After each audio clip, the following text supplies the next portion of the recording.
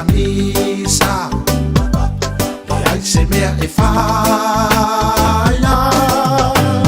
dali tale la vapolonga ino foto atasi saria la wafionga sunga sauloa ua o salamo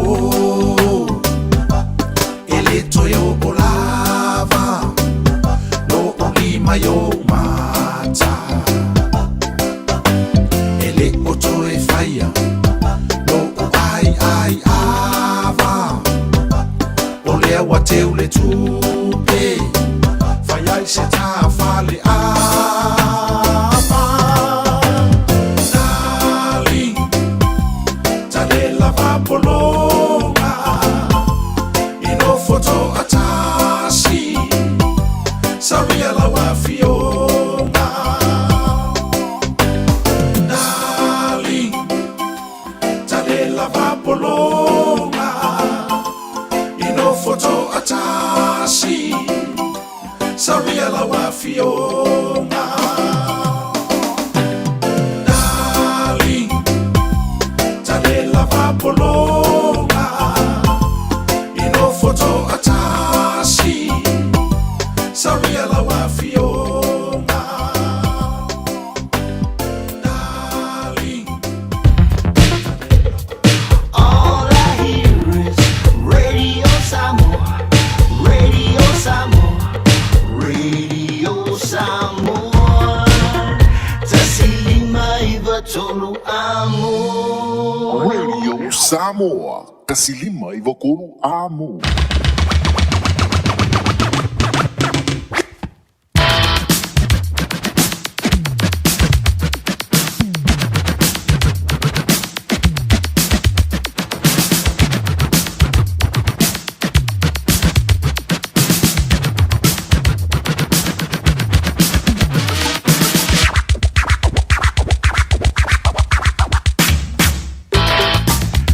Le Jamie Longo Wanchia le Radio Samoa le divang o le so le wa afa tonu le tu lai lua if you feel nga joy fa jalu fa tuai e la mai mo mala fa fonga anga fo i le divang o le woli de o le so for really so se fulu mala tonu le dima si do mati lua afe lua se fulu mala ono malo le fa le fiva e malo fo le sai malo le tawa tai chitu manga wenga pe o nga pa ti ai lo to pa i malo o to mabalu e le ngate tonu du si la fa pe fo i tru e ma e pe ona yele tanto o nanga i Samoa e lungo le tasi o ono tesi ma le tasi famo o lo fa funga mai yensu tanto o tro i Samoa e ma lo so i fumo via male langi ba ma e mo na molile fa ma lo mo fa taile o nanga le telenga ya te le ngata le so e o le difo i via so anto e pe ona to ma futai e mai le tula sfulu taio se i really tula e lua e o la fo wanga ya tu te maloa ya elomi al molemeka o le fo ya ke pua ya malepani popo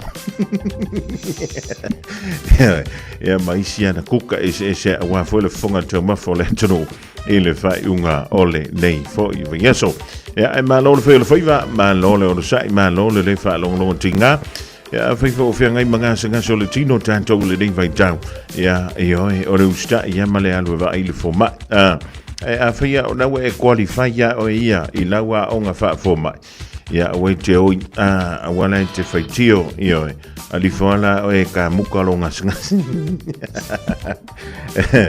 ya ele me feo tu wale fa talo fa masani a wana pa ia le tua o le da fo ta penda ia la na up fola molo no ile fa unga ole nei fo I vayaso ma lo la vale te talo ya malo fo ile ta penda awale tua malona fi ngalo e la ganzo I lea e fa malom fa talfa tu I tamam tu da ma tua tu I malubuli panga tu monto malawa e le niva ngole woli malo le fa le fa malo le on sai ya malo fo ile tawa tai tu te ma nga wenga pe o nga pa ti ai o lo tu pa ia ma lo o to ma man ya malo se lo do o le da fo ta pena piki le fana wa onga e se temi le o to mamao e fa talfa tu tanto programma ya tu le diva en ola woli ma lo la valga lue ma lo le fai o le faiva ya o to mo le ma wa to swa fai le diva en ola wo Ia po le hala vranga wenga nei te whenga yei ma oe.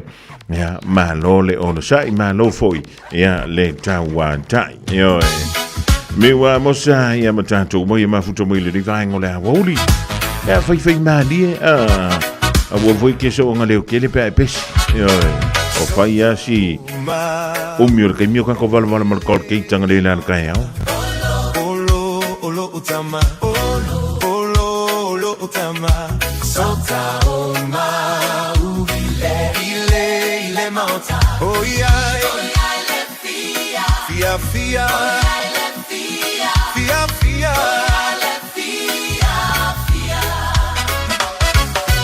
ile meuma ile mauta olo utama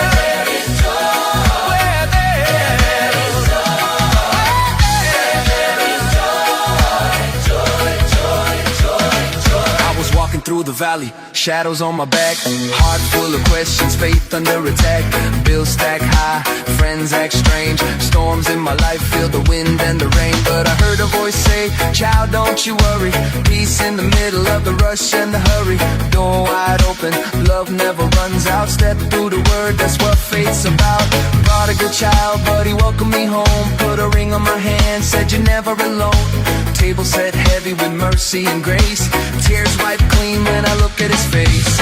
Everything is alright in my Father's house. No more fear, no doubt. We gon' sing it loud.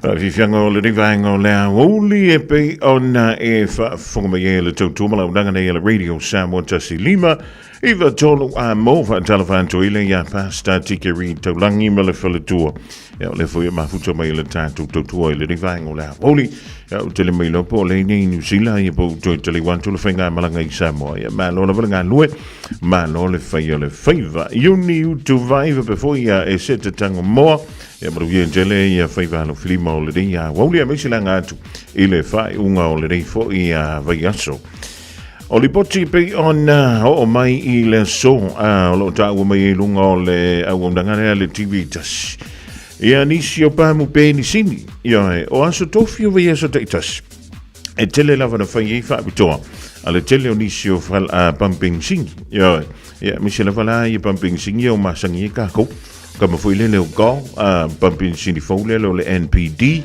ia mai si leva mau pumping sing ia o na la vai whanga solo ala tau wha bitoa ia pe akele o lo e fa ka le la to o nang va mai la ia li poti e tanganta o le na ia tu ina inicio la o le pumping sini le o le gong sole o me wa pa uma pa ma kwa ma ku pumping sing ia ona o le tau le fa tino ina nei i le vale o Iran i sala eluma Amerika ia le wa ilunga marka o le pumping sing ia o tele mai loa la i po le mea ele o lava ka o fa ka mai e pensing e la oli e wa fi lo no anta to reserves e tono le tru ile time nei e o se upu o se sa o se sa palai le i se time la tamai e tanto tele mai loa le na mea o le mani la le mele kupu yo i fefo Iran ma tua ia le o nga sambi foi le o le tatawa i maina ia le foi tapomo Iran ia va la usua ulai ai e le taimine e iaila Malaysia o ngā sami e le mamau tele ia ma ina ile tunu leo Yemen o le o ngā sami la le nai whai ala si vaiti ia mai alua tua i tonu o nisi o tunu tau i o i le afo i Suez Canal o lo va pe mai la li poti i le taimine o lea ua amata o na sauni i le tunu o Yemen e la tau te tapomuina fo ia le o ngā sami lea o le mafuanga ina ian tau fia i lava le mele o le kiliva ino suau i le taimi nei i le tele o antonu o le lanolang.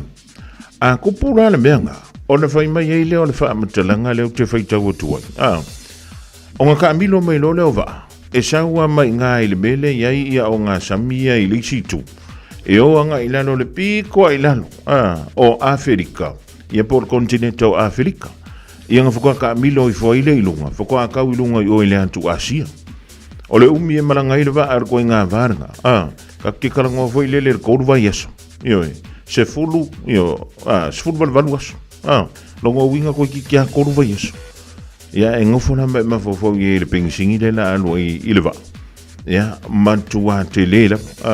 Ia marakau whaile le pengisingi pe a whai e kiriwa ku i le mamau le. Ka o kai. Ko so lo ko e so lo muli le lo langi a tato pe a o la na tau fia ia fe malanga ingala i tono le nga samile le wo fa mai Iran ia ele ko e mamawa skimi e mako ka pomuinga foi mai ma tau tia so o le tulanga dai pi ona ia fa mai la pi tono ia na o mai pensing ia nga fima nga le la taia o le pi tono o ne hangale ia la le go ia ai wo ko fa kumur kimi Elenga Tailea o Greville Road o Henderson, Tall Bay o Takanini ma Takapuna.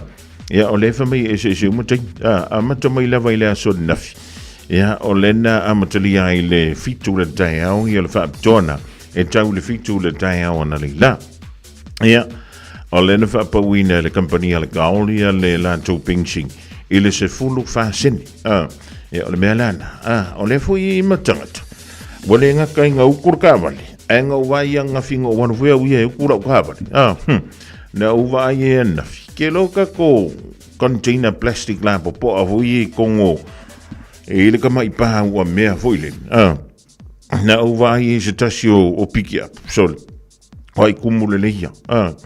Ia ele tiwa sis. A wai tatou tele mailoa. Po le ale umi leo le a pasasa i kako. O le la a sasa mai e lunga.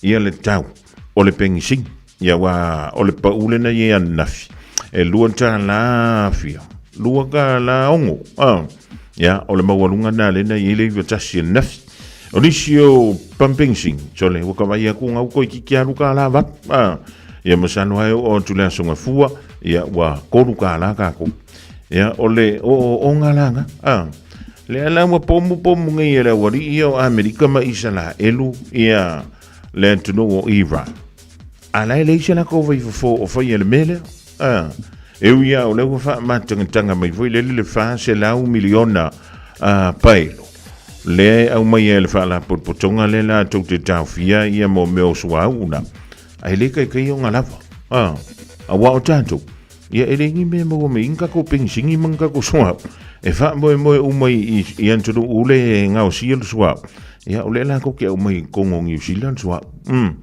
ia ai se i fa yala po fele me la o ye la wari wal timini o la fa mai trump ia wa ko inga pe wa makan ka ngalo me le skip o le si kai mi fa mai o umarkau o le si kai mi fa mai ko ikikia umarkau o le si foi kai fa mai o le ai ka um fa ia kwarka alongo winga e fa makau mi se misi fa la o ko o le mela nga le pi sui mai ia na tak be a fa siling ia le auto stop po le a ele ko ngorkau awa o le mele o tupuni o le wa manga o Amerika mai sala elu e fa umarkau peita o le ala vai ki nga ia i le tunu o Iran le anga wo fisito tele ona tanga tanu o le wa mali ele nga taile o taita i ona finga malo e pe ona fa taia e ma taita i le finga malo e o le wala ko kai sil le tali o le toi ina le o ayatollah le na maliu le solusu mo le vanu o februar o lona tali ila le o filfilia nei ave ma taita sil fa menga la ve ai fo le pomu ngai kas ile stona ina solusu mo le vanu februar e ma le timi mua la le ua fa ilo mai iso na fira foi mai e le ka fier ka e fa a wau pele tau mai le usika ia se fira ngalo ia po se manatu fa alia o le tai o le malo a Amerika ia zika ko fa u kala ia le mere wa ku ia fa o so le ka ia le wale lope o le mela fa ia ai tanto yo ka ko posposiel me ka o le pensi yo alo no o tanto o lisi vai nga mali ele ko vai ko o ka ko wi euskari mo le va keren ko ai ai ka ngo fior ka ur ko pensing ya ma ko ur nga mingoia i lungor ka ur ko pensing e ver ko oiso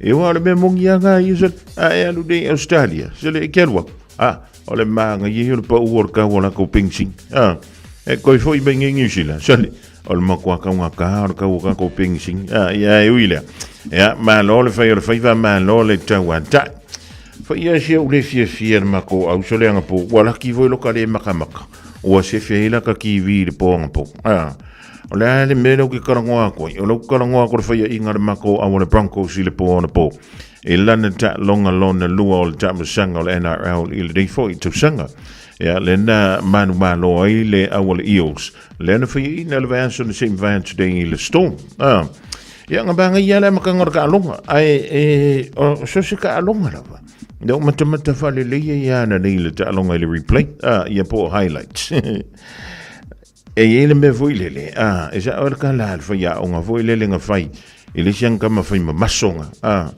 wa lu ke mi o lai koling io nga le wei fa ma kuru marfa ak ya ai passi mai lo male sfia onga fa kulo ye marfa ya onga ngai fa ya onga le ala ka mare shima ngai yor kingo la ko abe me fa ka lo ma ko me ka la fa ya onga la ko ma fa masor va le ma ngai yo masor ka jonga ponga e malo spupu ar mena nga le ku pur ma ko no fo mai mata le o ngai ka mai me se ava pe ka mai menti ava pe la se le ma fu ai una man malo le ius o le me fu le pasio le polo al nga scuole ka ki mai la men tupu ar ku fam por folo le polo ya ma le pasi mai le polo po mai ku lunga le nga scuole ma ku mo la le menku ar ku fu le ius la kustro e larga kam ga kia le ta anu mai nei le awale io sole e fai u ya tuilangi maka kia ma lo le ka ma lo le afu le tawi au ke whai o le si lea pou malosi le tātou au le tō Samoa. Ia, ile nei fo i tausanga pea o na toi fili, ia le kākou au. Pea wha pēlea, e fili nei alo le tātou turu. E ka alo kako au lea le tō Samoa le leveling or gamlusanga. Pacific Championship. Ia, ngā. E oe, au ke whaia, kore moko le kanga lenga sa wenga po. Koe mangkuai ke mila au ka alo so le ngare pāma. Oe lele alu, wako break le lainga. Break le lainga. Ia, ia le lei fio tātou maruia au whala au sunga le whawhiangai. Selina si au siwa before ia la kamale o Wayne Paula Laus. Ia, e misi lau kamale o le manu pio. Ia, ia, keke pua, ia wale.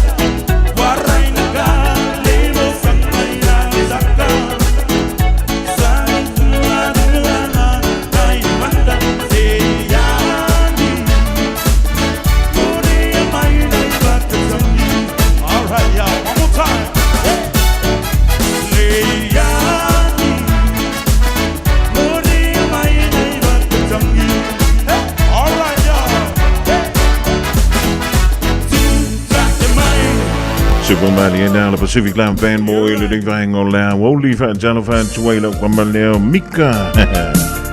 Ya vai fala awale to ina malelo matua o ke kango fo ya. Rachel Sifa mala ainga point England in East Auckland. Ya majanto umalava le dia woli olo mafuta mai o le peselini. Ya o te leiloa ile fale tua ya sita.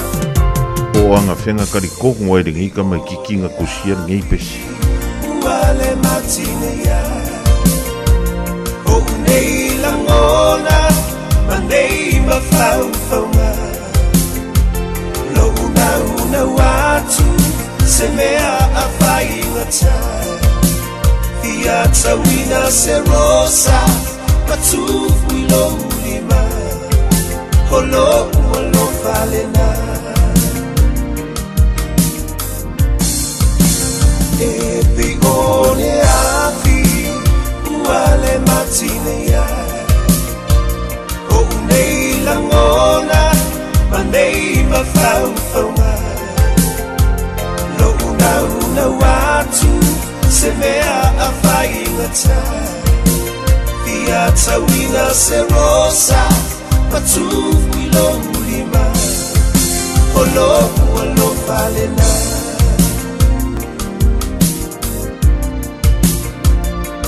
Tau I vinga Mamea fita ole olana Fesoa ina E peo pe amo le vasa Tu ina naunga I leva aina o mata Lo ua O mai sofa atua tuana E peo ne afi Uale matine ya O nei langona Manei mawhauwhaunga Lo una watu Se mea a whai ngata Ia tawina se rosa Matufu ilo ulima Holo ualo valena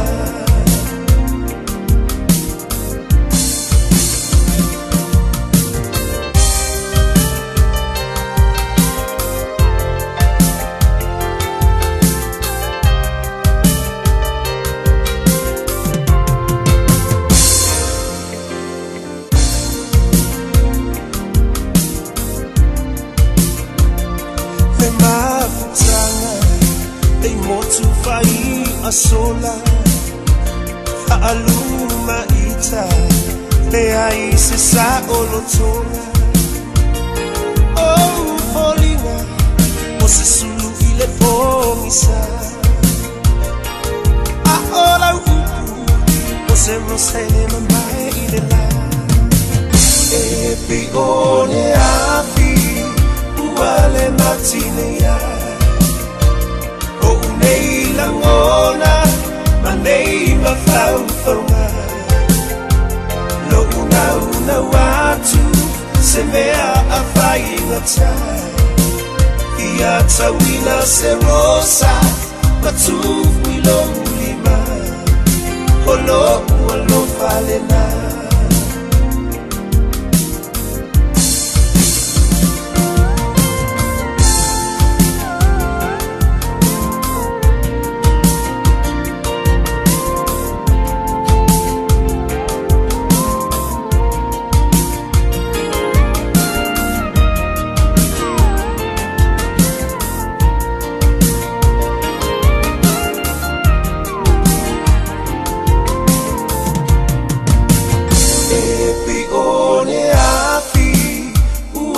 matine ya O unei langona Manei mawhauwhaunga Lo una watu Se mea a whai ngata Ia tawina se rosa Matufu ilo ulima Holo ualo valena Epi one afi Uale matine ya O unei langona Manei mawhauwhaunga Lo una watu se mea a whaingata Tia tawina se rosa Matufu ilo ulima Olo ualo falena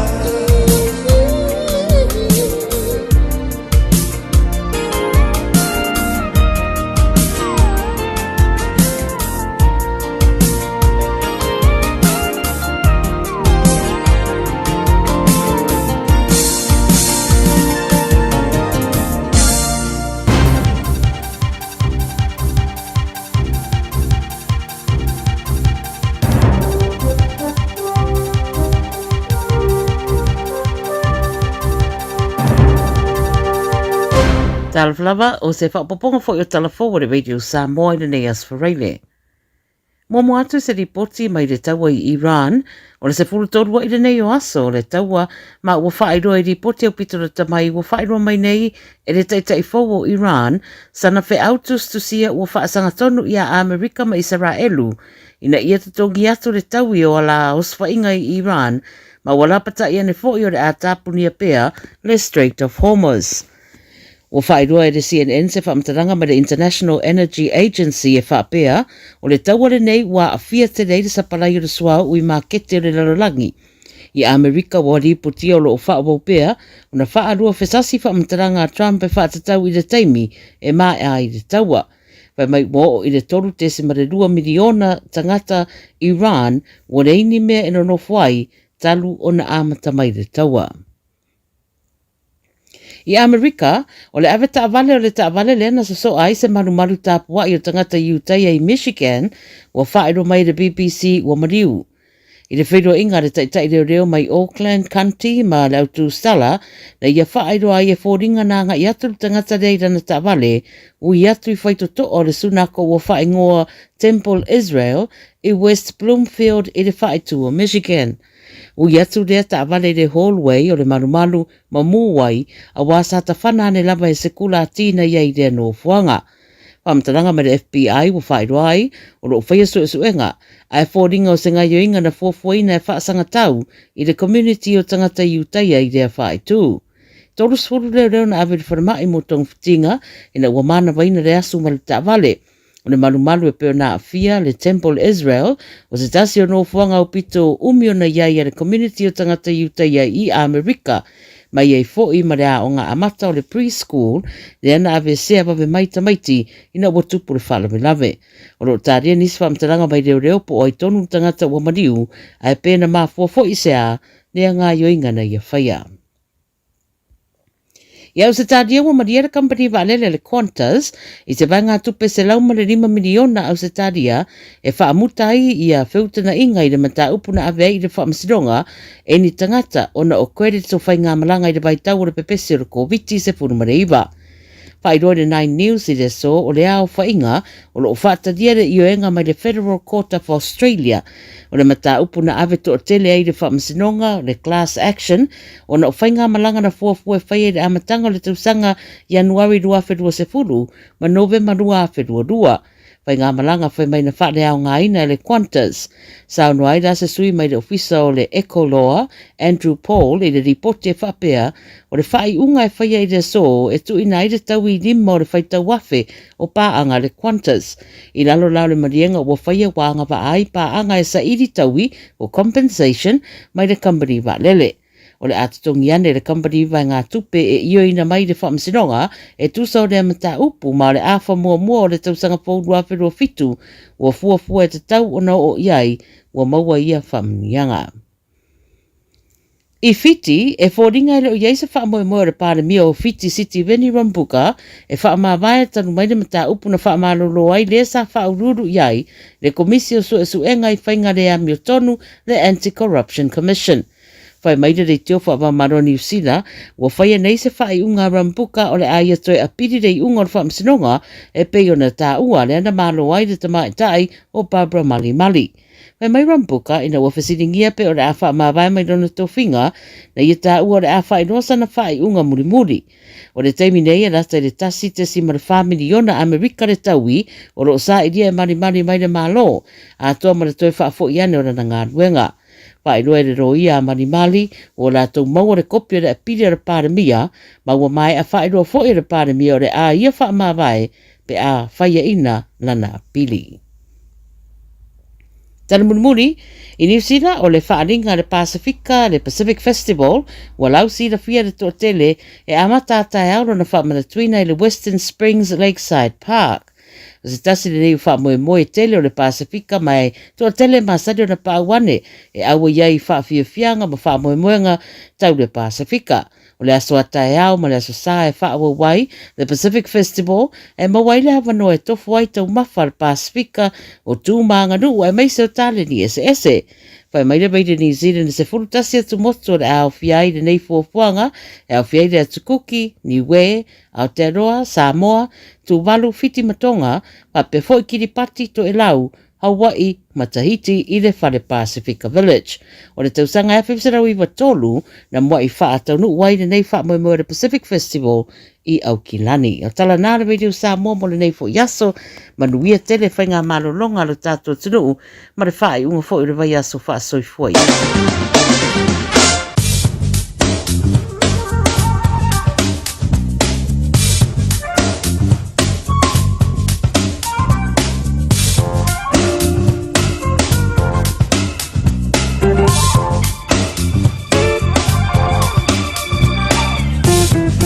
Le dawa e whafonga i se o totonga nao tātou tala mai le Pasifika ma le lalolangi o le reia so wharoile e pe o le whunga dātou mi tāpereina le whalatua ia Miriam la toa pomare. O le mwheona e toi whafonga i le tulai wha i le a fiafidei i le a fo i tautua e pe ona e maua i le tautua le Radio Samoa.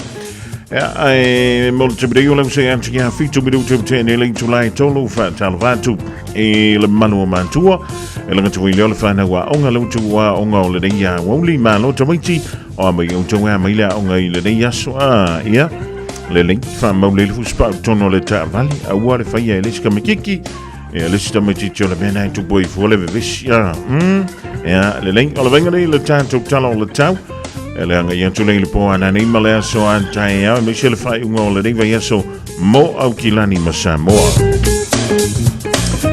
Mi o le so, ia e ono ina i wanga i teimi o le hawa, o lo te vai e tui whafo le mana ia mai le sulu mai o le lapi tai. Ia o lo o whai lava si awa o nisi o no whanga. E ono mawhati monga i nisi o no whanga i tono au kilani. Sa vili mai le tu i mātu i sasai, wha solo i nangi mai le tu i mātu i sisifo i le au li nei.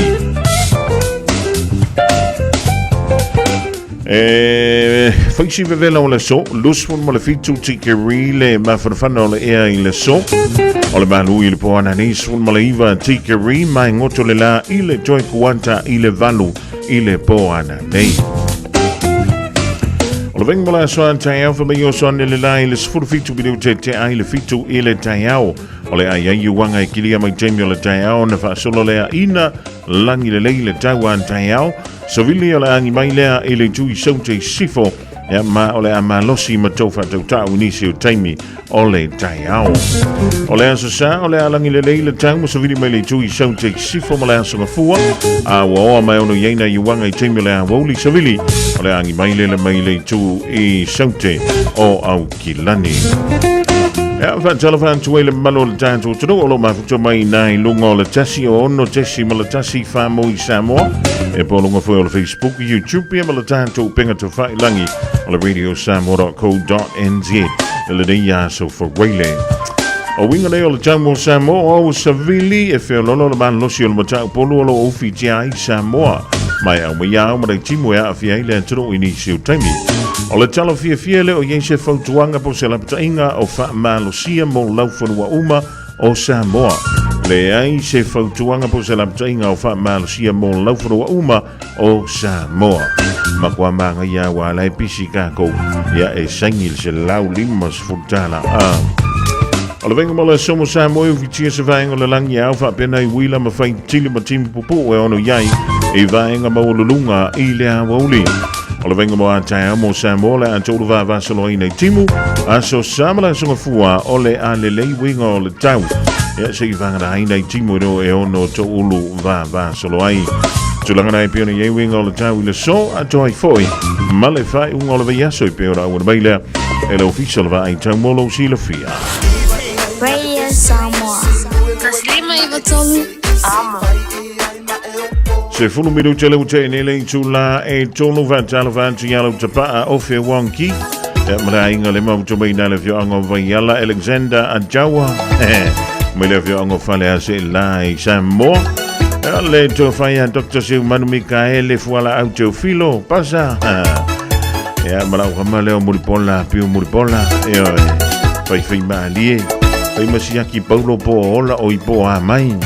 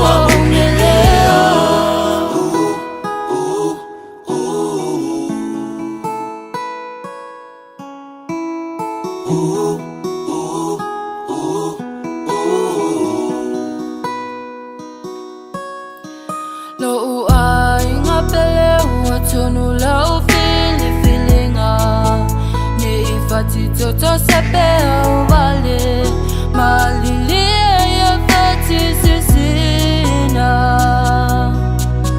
lo utau po fatau sala uai foilenga mapu maya ya ile na talanga manui ala tama futanga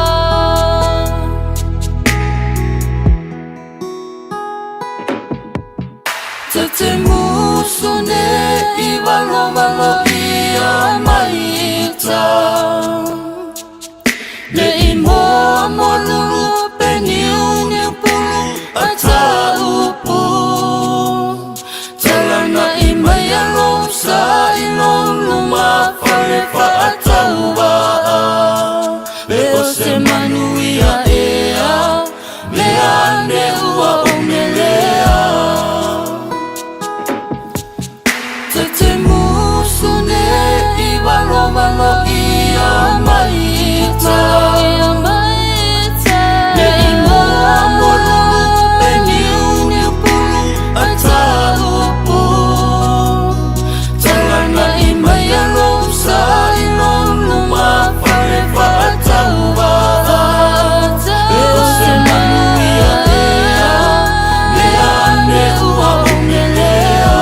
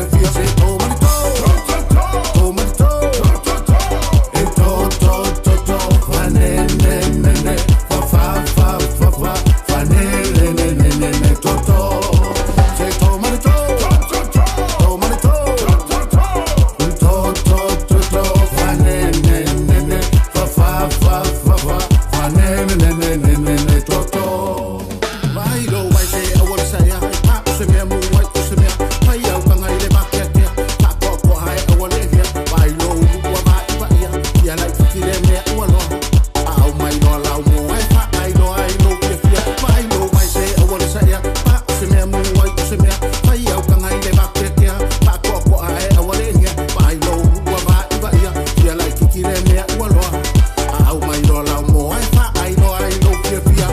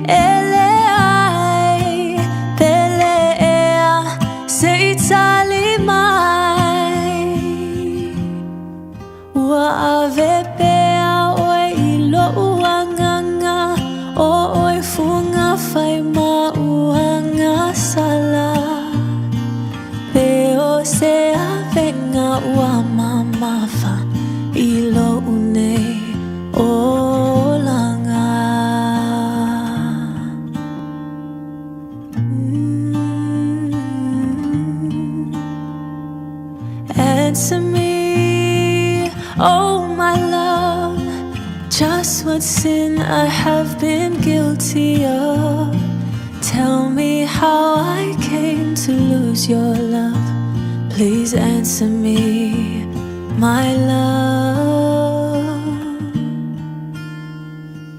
You were mine yesterday. I believed that love was here to stay.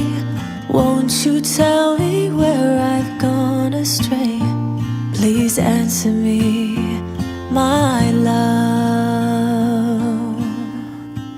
Afai telefia alofa matau mafai. Afai foi eleai belea seitalimai. Wa ave pea oi ilo uanganga o oi funga fai ma uanga sala.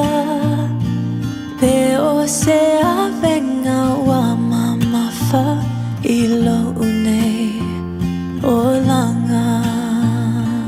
No afai telefia alofa matau mafai.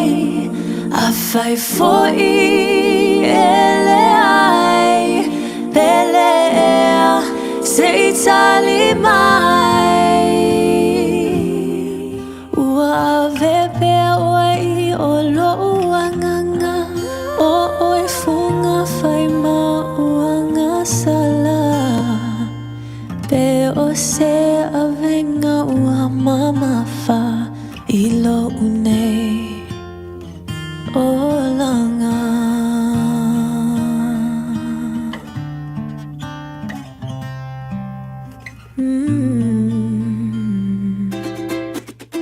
Walter VLD.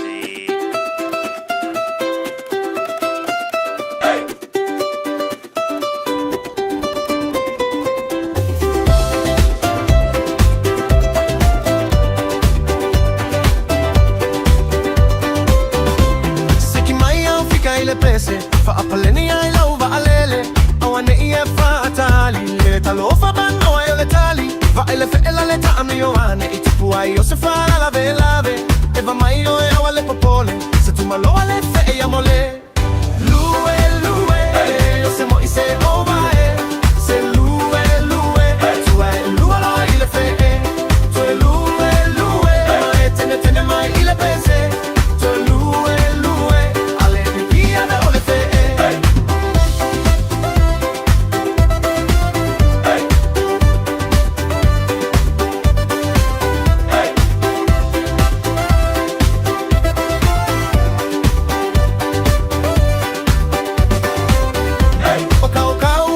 asaa ele to fire foi fe sa utala le anga etele imawaina la umai le sa wanga ngai naina ono saila ya lo loto ta eva veva lo ile fale olo mai su e mai se tala fae va sa mai lunga lue le yo se moise over se lue tu va lue lo ile fe tu lue ma etene mai ile pese tu lue me te dia vele fe poi fa solo sili mai la ala haneile ala tele se ualo olengi malenga wale lo pe ai se ai kamai lo male longo fe pala le u poco fa amaku mai lo o se kongu be fa solo sili longa lolo lue le ai se moise over se lue tu lue lo ai le fe tu lue ma etene mai le pese tu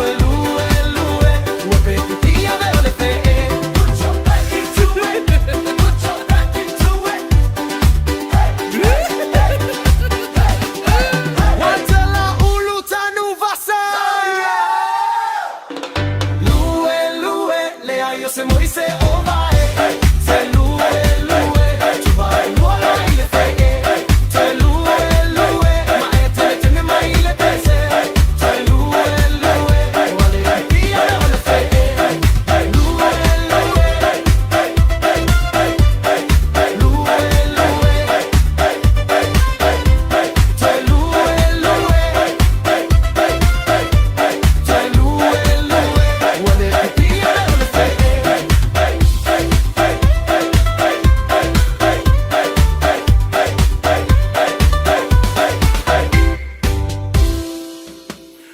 O ai fo I o le muanei E le tau mate peni pese mai fea A ia malama O lei ano foi le moana O lei a fai Anga tau a sai le tai papa o le tua masanga E o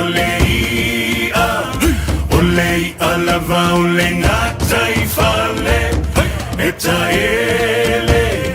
Eta ele lava ile taifana tau tai ai lava sama afe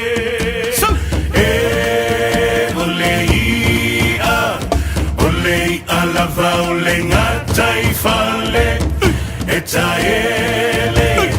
eta ele lava ile taifana tau tai ai lava sama afe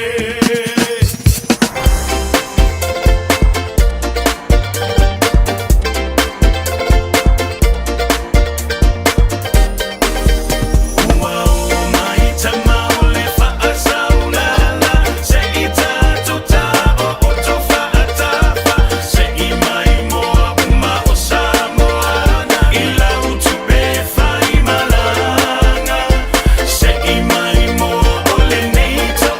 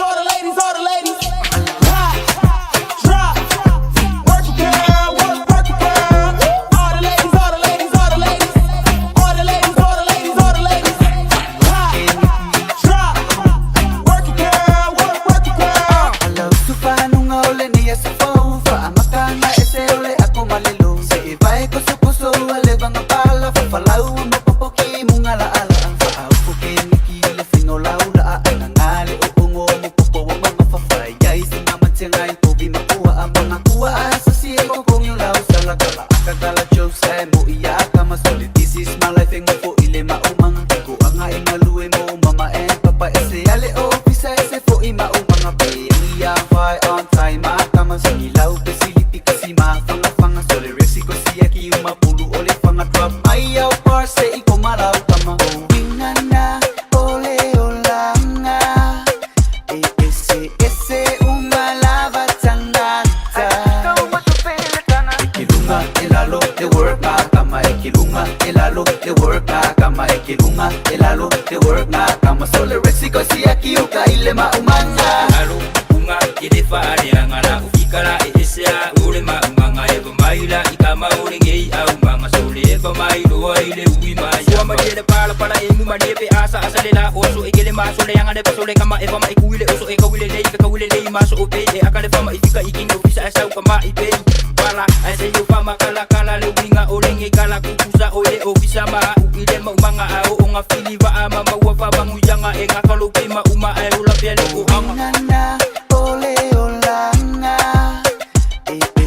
ese uma lava tangata ikilunga elalo de work kama ikilunga elalo de work kama ikilunga elalo de work kama sole resiko siya kiuka ile maumanga alo unga idefa arianga la ufikara esea ule maumanga eva maila ikama ulengei au manga sole eva mailo ile uima yama ufisa pe faima umanga kausi ainga pe ola maka ase koe fa alongo mai kama ye akomai papunga mafa ufaunga usili fa afe ange ule maumanga ua eke ingo eke ile pala eke po iya enjoy de olanga ikilunga elalo de work kama ikilunga elalo de work kama ikilunga elalo de work kama sole resiko siya kiuka ile maumanga aluka amua mumai madepua salua ole umufa akali le malanga alava makuweka maise au paka wa uli paru sami headshot ile tua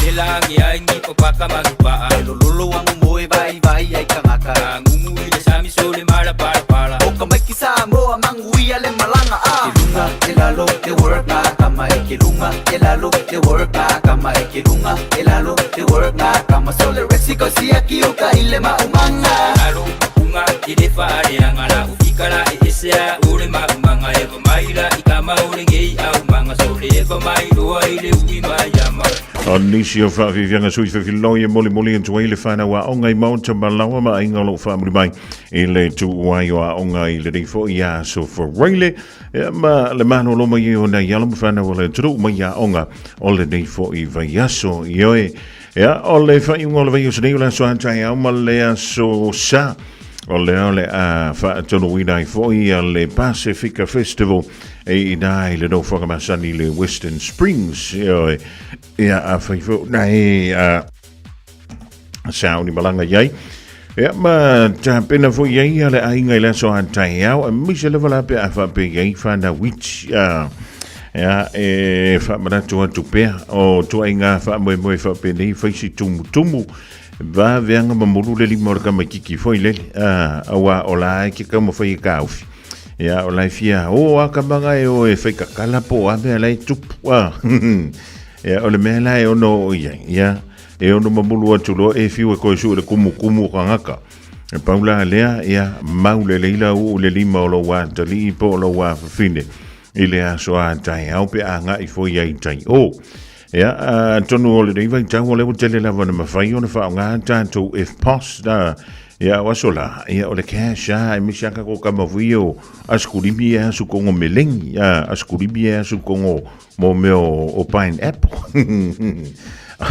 o kamba ngā nela mako a sasai ka ko ile aso atai ya atoi fo ile mo le asa aso nei ya pe tātou o lia le lofa balanga le o le tua o li sina wha mo o la fa tolu wina le ile fai unga o le rei fo I viaso ia mawhakankanga fo I lau se lengi e tutongi e se ka paka lata fo I le ia wai le a se meka o se laku paka I kongi o e ke paka I leisi tu ona e sa vrivali le iai o malo a inga I le a soa tai au talvati ia nise male a inga fia tau po e ma utu male mafutomo I le rei vahenga o le a wuli o le fia nani O lea e afoi, e fitau iei le au le Hurricanes, ma le Western Force, i le wha ua winana o le tamusanga o le Super Rugby Pacific, e pe o na whanga solo lo na vaya solo na lima le wata hantu i nei.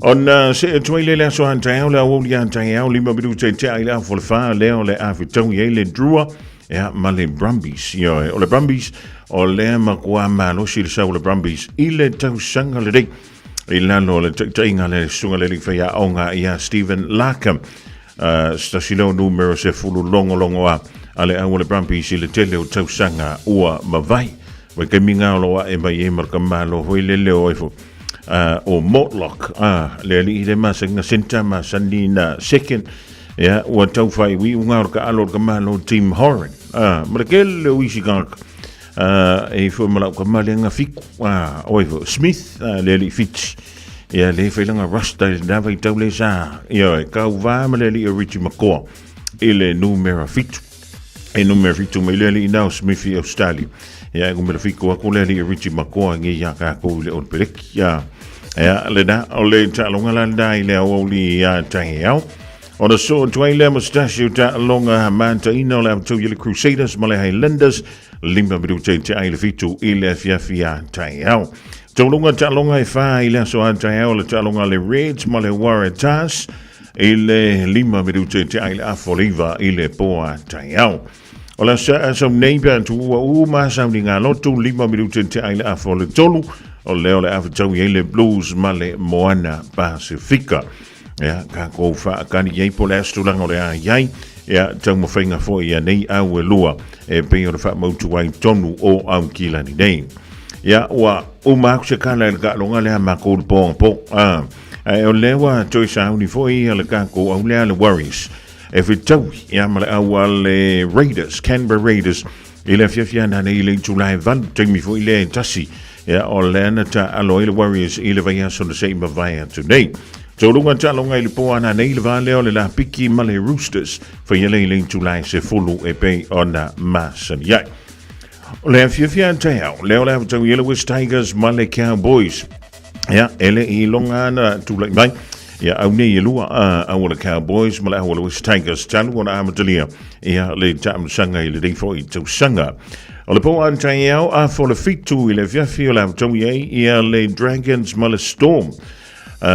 Storm le ma lo silon tu lai mai lana talong bomole na malolo ile Eels ile vai aso na se ima vai atu nei Panthers ole au tau ima le Sharks le na matua ma ta ina foi ia le lanto manu malo ile vai aso na se ima vai atu nei ole au tau ima le Panthers ile lima midu te te ala foriva ile poa tai au a mai a tanto samdinga loto tona ile sa di mai le Sea Eagles ma le Knights o le tau ile lima midu te aile ono ile fiafio sa o na tau lunga le on talonga le laka piliki le fai ngole veiaso ile talonga le Dolphins ma le Titans ile kwanta te aile valu ile po le sa o nisi nao tātou talonga le usauni a te ile fai ngole de veiaso e matatua a fai tau te o a ngai o ile afo ile afo ile ngole mea Pacifica Festival ia tau tuana ma o ile whanau mai sia ka mangingi ele a whainga le wanga ngau ka isfurmong kupu kausang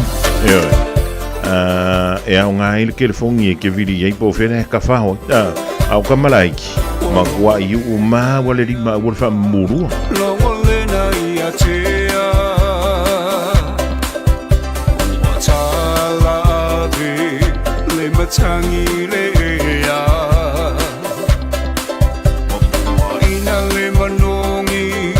O funga lao Nei o le whaai ai Samoa o tama whanau Nei ti o le toia I nā pepoa Patita oto I lona losa tau sini o Wa manu malo I le toa lona loto O le toa malo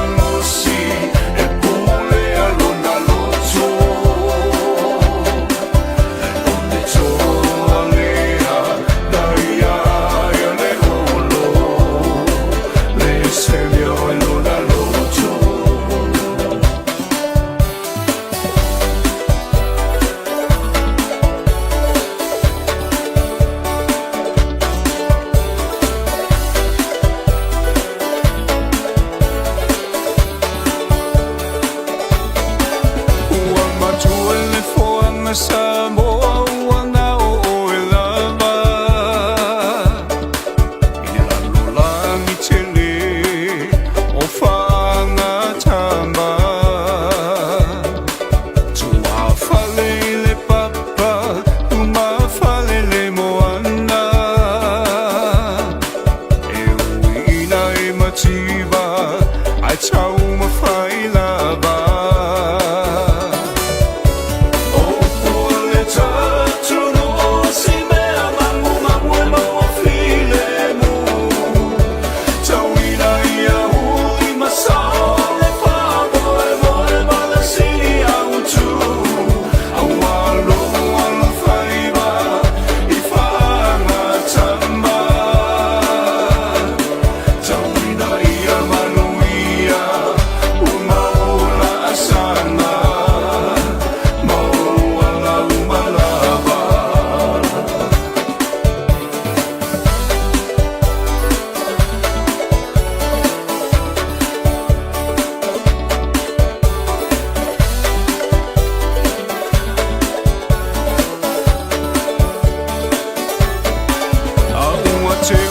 Mateo, ai a whai a mawhai O mamana, awa e te whawai vai Ai a mana Samoa, lau tapua inga Peo na talo lua tūna mawhatai lo la lo whai vai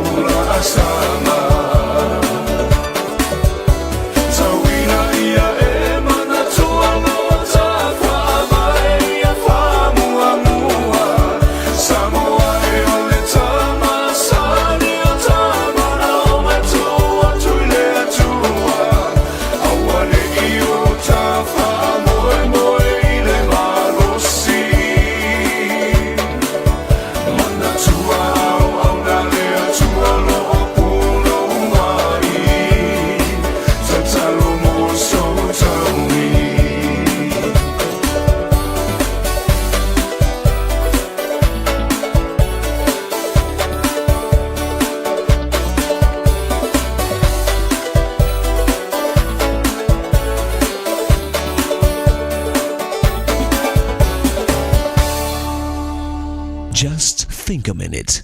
It could change everything.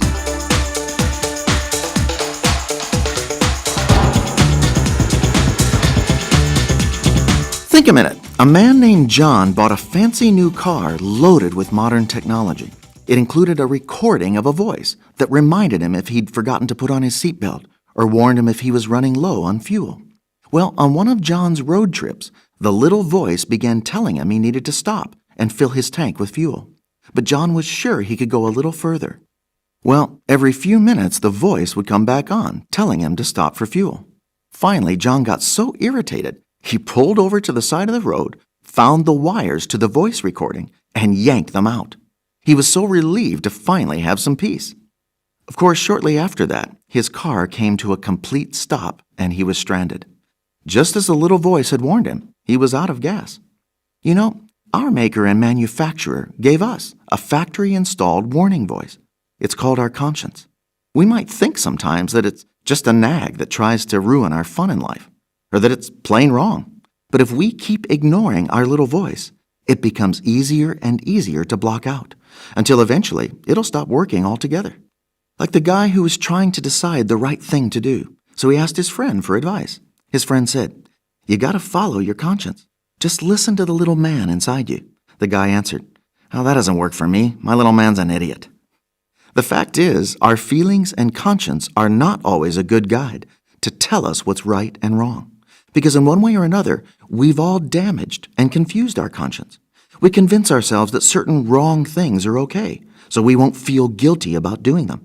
Like the song that says, "How can this love be so wrong if it feels so right? If loving you is wrong, I don't want to be right."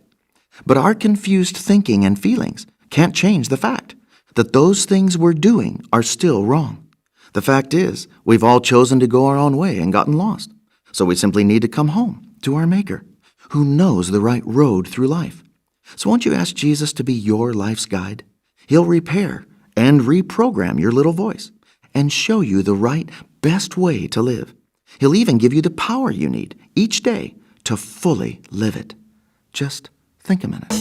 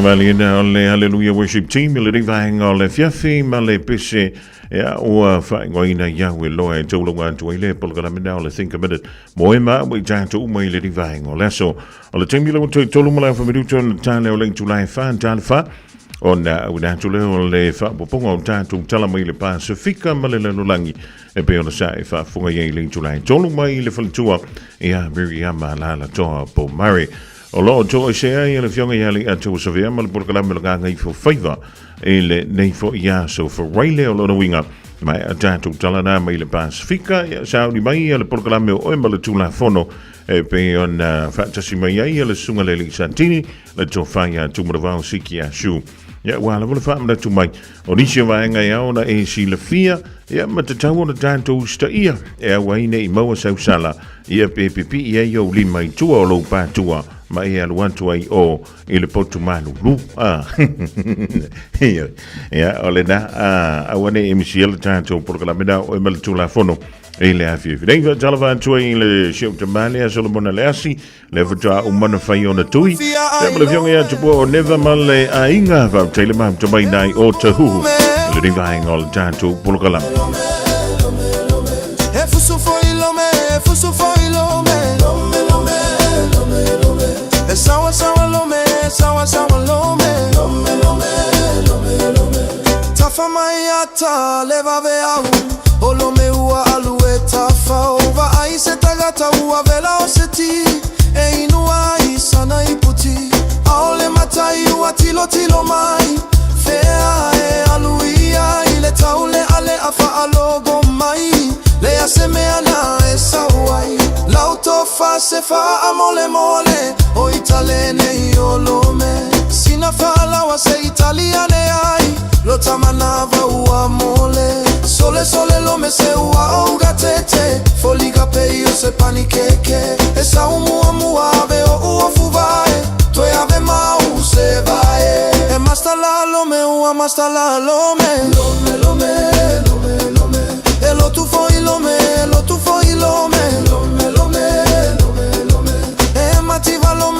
mativa lome ole uso lava lome mali e lo to telemo e tolo o lo melene e ulupo e ai le silome e no foi uta o lo metonu la valena lei atali la uva ai oleana e sauai tagi fa luluga ole mago a ofaila utatalo le aitoina fa ataliea uesa siea awate vabe au fika gae fai te aipole siai tata ulavana iloa lo me mai au te alo e yaile lo me samoa olo otagi peisemo ua mawane ilome e ulupo lome e fusu foi lome e sawa lome hey ha chino lome chino hey ha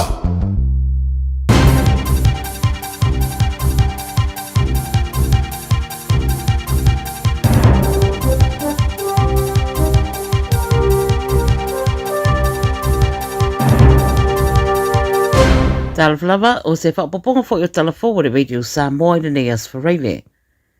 Momo atu se ripoti mai le taua i Iran o le se fulutorua i le nei o aso o le taua ma ua whaeroa i ripoti au pitona tamai ua whaeroa mai nei e le taitai fo o Iran sana fe autus tusia ua whaasanga tonu i a Amerika ma Israelu ina ia tatongi atu le taui o ala osfa inga i Iran ma wala pata ia ne fo i o le a tapunia pea le Strait of Hormuz. O whaeroa e le CNN se whaamtaranga ma le International Energy Agency e whaapea o le tauare nei wa a fia te reire sa palai o le sua ui ma kete o le lalolangi.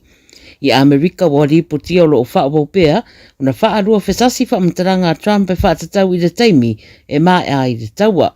Pai mai mo i le toru te se mare 2 miliona tangata Iran o reini mea ino no fuai talu o na amata mai le taua. I Amerika, o le awe taawale o le taawale lena sa so ai se maru tāpua i o tangata Utah i Michigan o whaero mai le BBC o Mariu. I le whaero inga re taitai reo mai Auckland County ma le autu Stella na ia whaero ai e fōringa nanga i atu tangata reira na taawale u i atu i whaito to o le sunako o whaingoa Temple Israel i West Bloomfield i le whaitu o Michigan. U yatu rea taawale le hallway o le marumalu ma muwai a wasa ta whanane lava e sekula tina iei rea no fuanga. Whamtaranga me le FBI o whairoai o lo whaia suenga a e fōringa o se ngai yoinga na fuafuaina e whaasanga tau i le community o tangata Utah i rea whaitu. Tolu sfuru reo na aweri whanamai mo tong fitinga ina ua mana waina rea su ma le taawale. O le malumalu e peo na afia le Temple Israel o se tasi o no fuanga o pito umio na iai a le community o tangata Utah i Amerika mai ei fo'i ma le a o ngā amata o le preschool le ana ave sea wawe maita maiti ina ua tupu le whala me lave. O lo tāria nisi whamtaranga mai reo po o i tonu tangata ua mariu a e pēna maa fo'i sea le a ngā yoinga na ia whaia. Ia o se tādia ua maria le company waalele le Qantas i te vai ngā tupe se lauma le 5 miliona au se tādia e whaamutai i a whiutana inga i le mata upuna ave i le whaamasironga e ni tangata o na o credit o whai ngā malanga i le vai tau o le pepesi o le COVID se punumareiva. Whairoi le 9 News i le so o le ao whainga o lo whaatadia le ioenga mai le Federal Court of Australia o le mata upuna ave to o tele ai le whaamasinonga le class action o na o whainga malanga na fuafua whaia le amatanga le tausanga Januari 2020 ma November 2022. Whai ngā malanga whai mai na whare ao ngā ina le Qantas.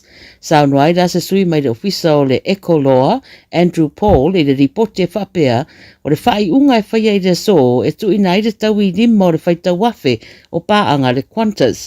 I lalo lau le marienga o whaia wāanga wa ai pāanga e sa iri taui o compensation mai le company wa lele. O le atutongi ane le company vai ngā tupe e ioina mai le whaamsinonga e tusa o le amata upu ma le awha mua o le tausanga pōrua whirua fitu ua fuafua e te tau o na o iai ua maua ia whaamnianga. I Fiti, e fōringa ele o iei sa whaamoe le pāre mia o Fiti City Veni Rambuka e whaamawai tanu mai le mata upu na whaamalolo ai le sa whaururu iai le komisi o suenga i whainga le a mio tonu le Anti-Corruption Commission. Whai maire rei teo wha maro New Zealand, wa whaia nei se whai unga Rambuka o le aia toi a piri rei unga o whaamsinonga e pei o na tā ua le ana malo ai le tamai tai o Barbara Mali. Whai mai Rambuka ina wa whasiringia pe o le a wha mawai mai rona tō whinga na ia tā ua le a whai nosa na whai unga muri. O le teimi nei e rata le tasi te si mara whamiliona Amerika le taui o lo sa iria e mari mai le malo a toa mara toi wha fo iane o rana ngā ruenga.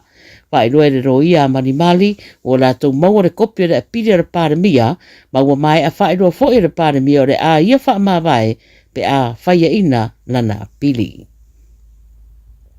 Tana munumuri, i New Zealand o le whaaringa le Pasifika, le Pacific Festival, ua lausi la fia le tōtele e amata tai auro na whaamana i le Western Springs Lakeside Park.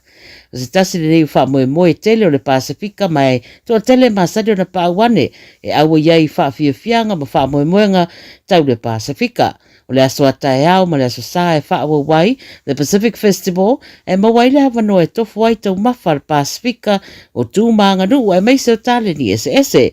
Whai maile mai le New Zealand se furutasi atu moto le au fiai le nei fuafuanga, e au fiai le atu Kuki, Niue, Aotearoa, Samoa, Tuvalu, Fiti Matonga, pa pe foi Kiripati to e lau, Hawaii, ma Tahiti i le whare Pasifika Village.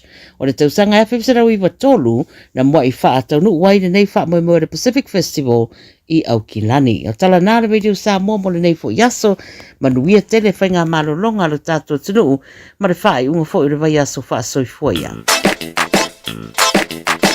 Eva mai pēr i le radio kasi lima i wakolu a mo. Au ngā tele sunga mo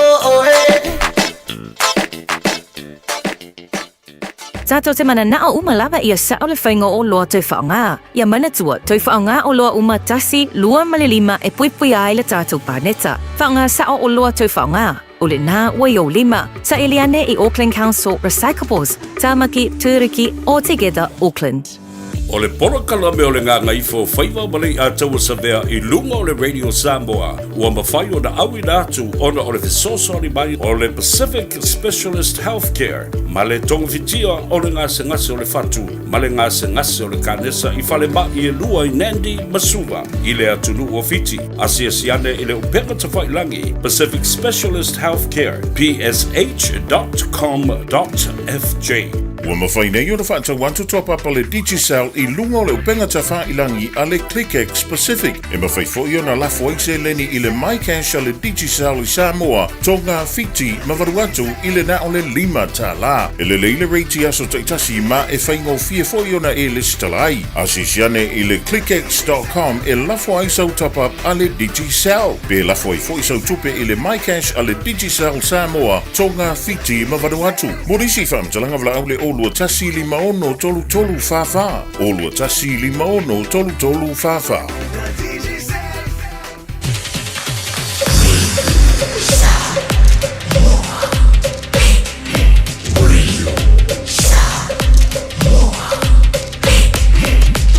Tasi lima iwa tolu, amo.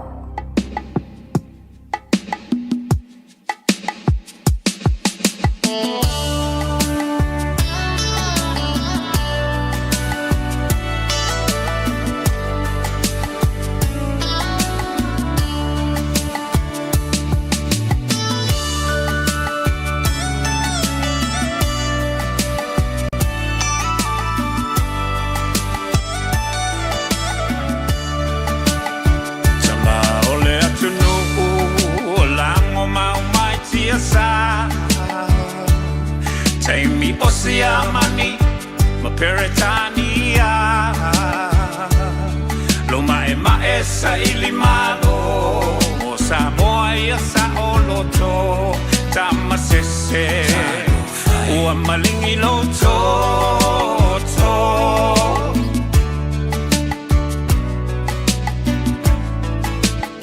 Naitina ole mau Ua aula uina ilau Le tau loto te tele Ele ai o se fefe E au sulu le pongi sa Ile vao e sa ili o tama E momoli Nai alato tau mawhatanga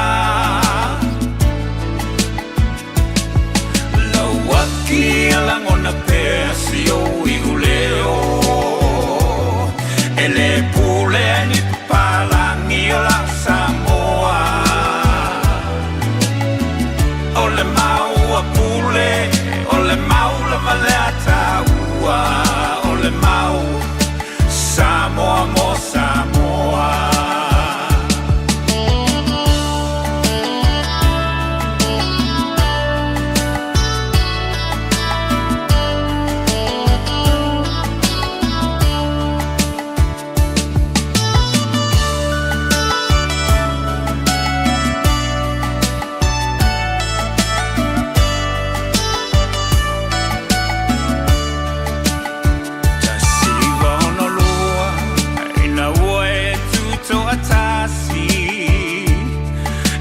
Toe pule o e ni palangi Tu maupe mamatala Ne whabongi sa o mata Seiva ai Le wha kolone Na lava e whai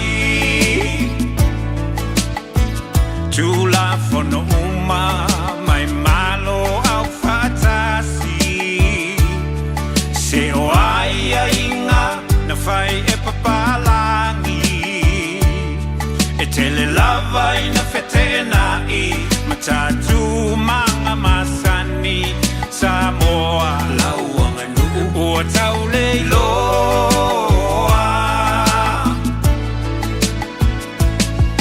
Lauaki alangona pesi o iuleo Ele pule ni papala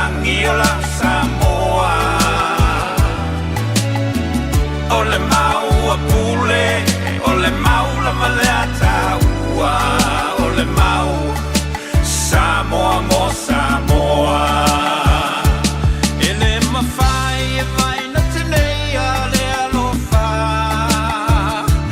ele mawhai ele mawhai ele mawhai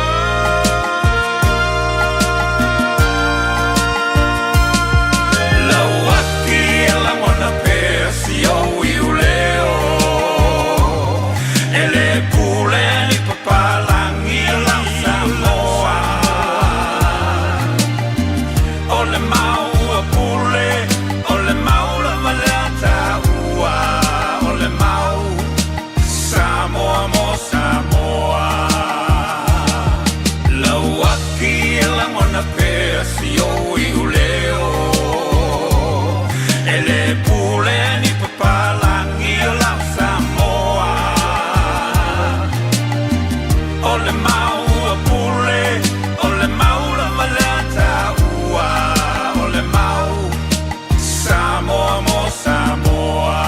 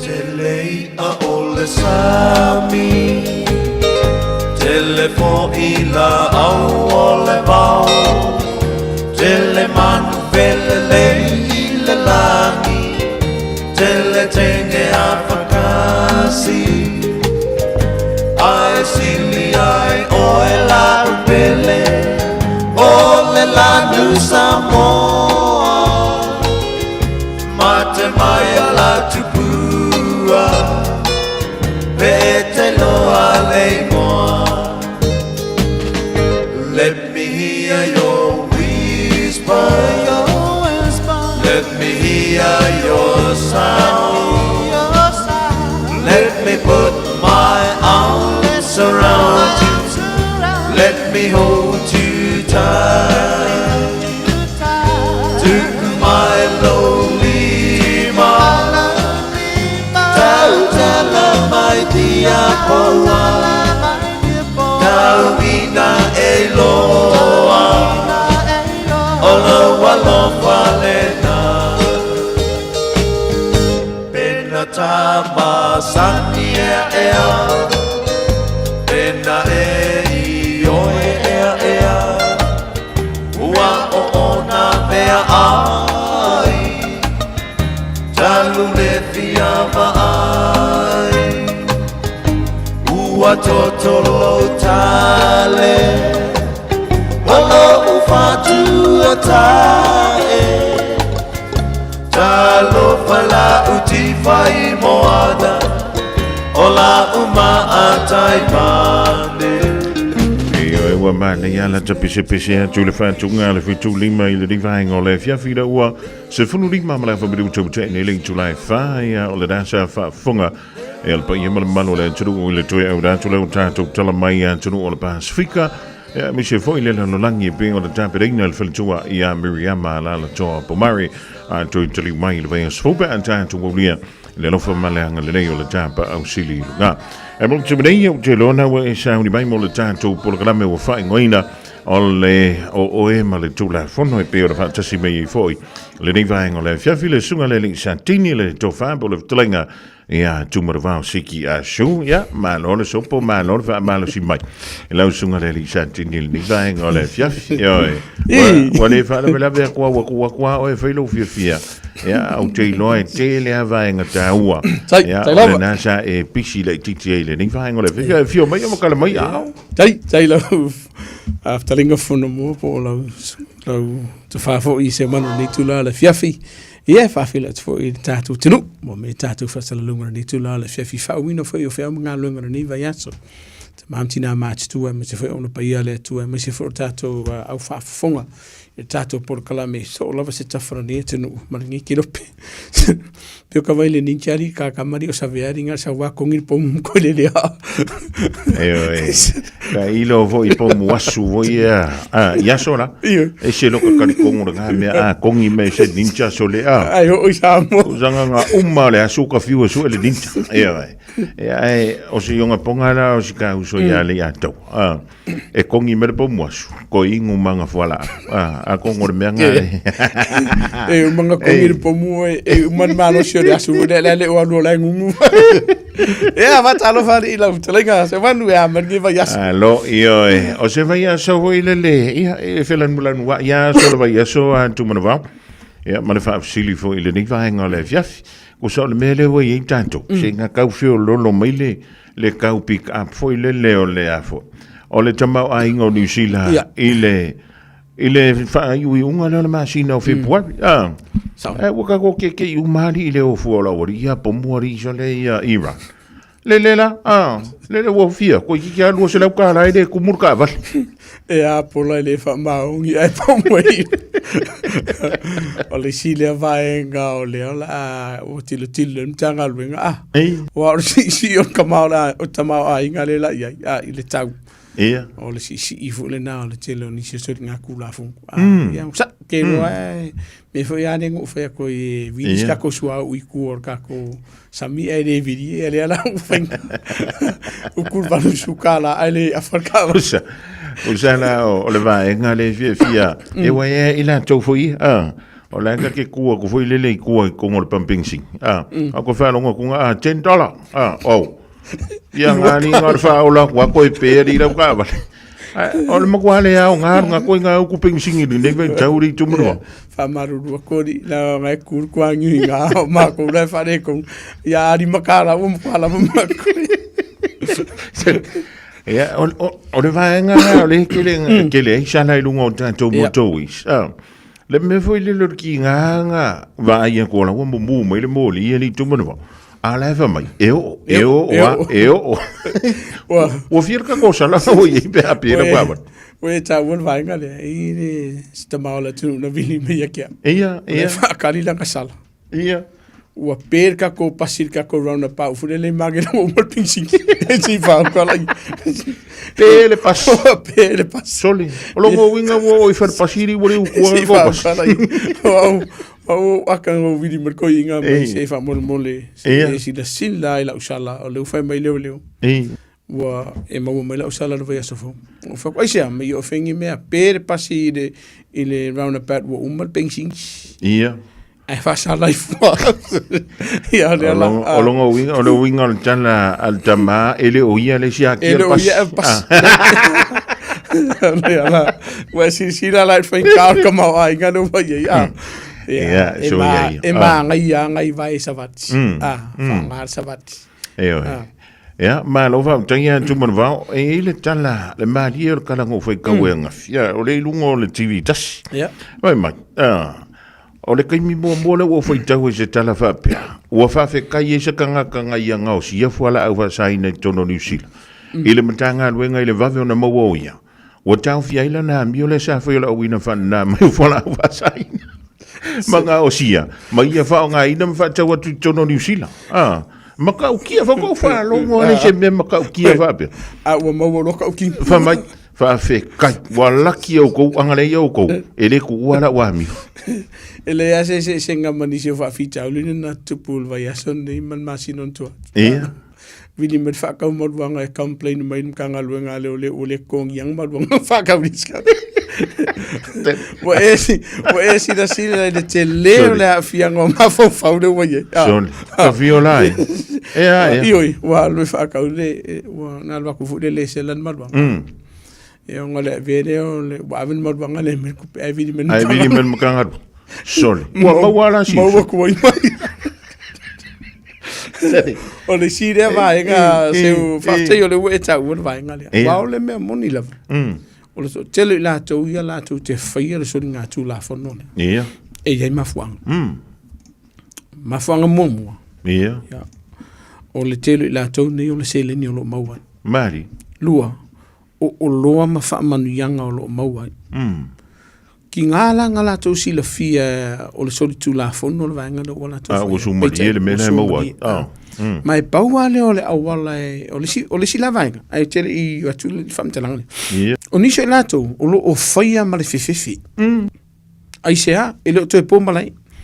O iei nisi o whawhita uli le ana tutupu i tono ni sila. O le tangata sa kuka. Ia. Sa ianga o sia. Peitai. O iei le papolenga e musu lenga o si. O na fola le iei nisi o lātou. Ia. Nisi o whaasalanga. Mo mua whasio tangata. Whasioti. Ia. Nua o whaaleanga ina o mea tō tino. Tōlua a fia i mainga. Tālofa. O le sila kangaka. Ia. O le ua whai. Ua fia aru isi. Peitai ane.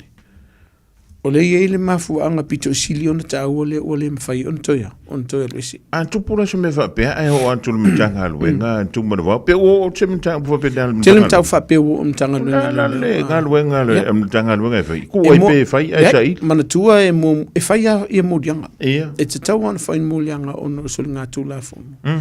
Ma e mawhai ona talo sanga le tanga tele ne tū la whono. Mo se pui ngā mo ia.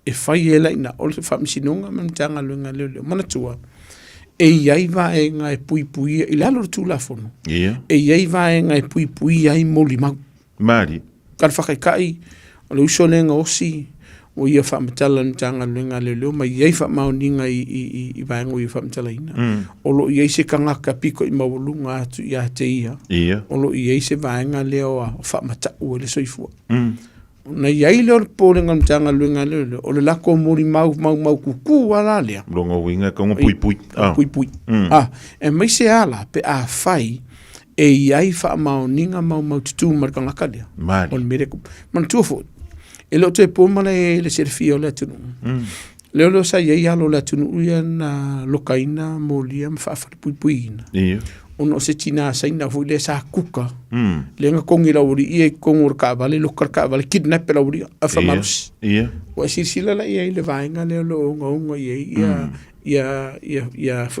afianga ia ila tau le lo kuka o le sila le vainga ta tilo po le sila wa usole wa he i poronga o le kanga o le ua mau ole awala e mawhai o nāru ese masalo se vaenga whapena o le iskangaka pēn tātana te musola o la ua si la fia o le sori kūla fongu e pēia mo morakangaka fo i lea tau mawhai le awa ua makua i sumali e o le mwhengu ua addicted o le mawhai pa wale o le awala e mawhai antu o le maua mkanga luenga le leo ave le whamsikunga lokalo ia wa a loka fo e te le avanoa nga kere koe whai e lea so ngā tū la whono ke le o mafuanga ese ia ki whafka i si au so ia le ua makua whafka i mean ka ngatu ngā le mea ngau ki akai le ulukana whamai whamai le kala raka whaafekai le mga ngā ruenga o leo wala ko maua o le wanga upopoli e whaafekai au a vave maua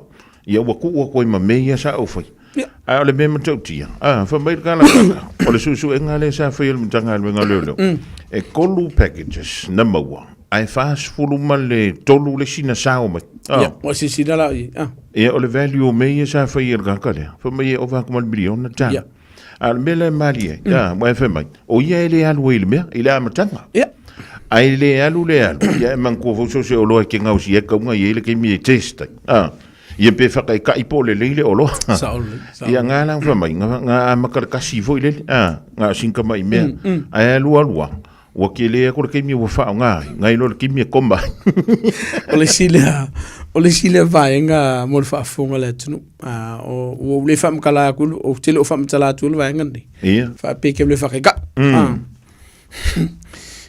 e ese tangata ngos ese tangata sa pala ia mai vaenga nga osi le fola mari ese tangata fa tau ese tangata fa nga Sure. Ngai mo me luinga vainga le. E pe ia o ka ko lo ma sa ni voi. Ah, si sira la i vainga nei.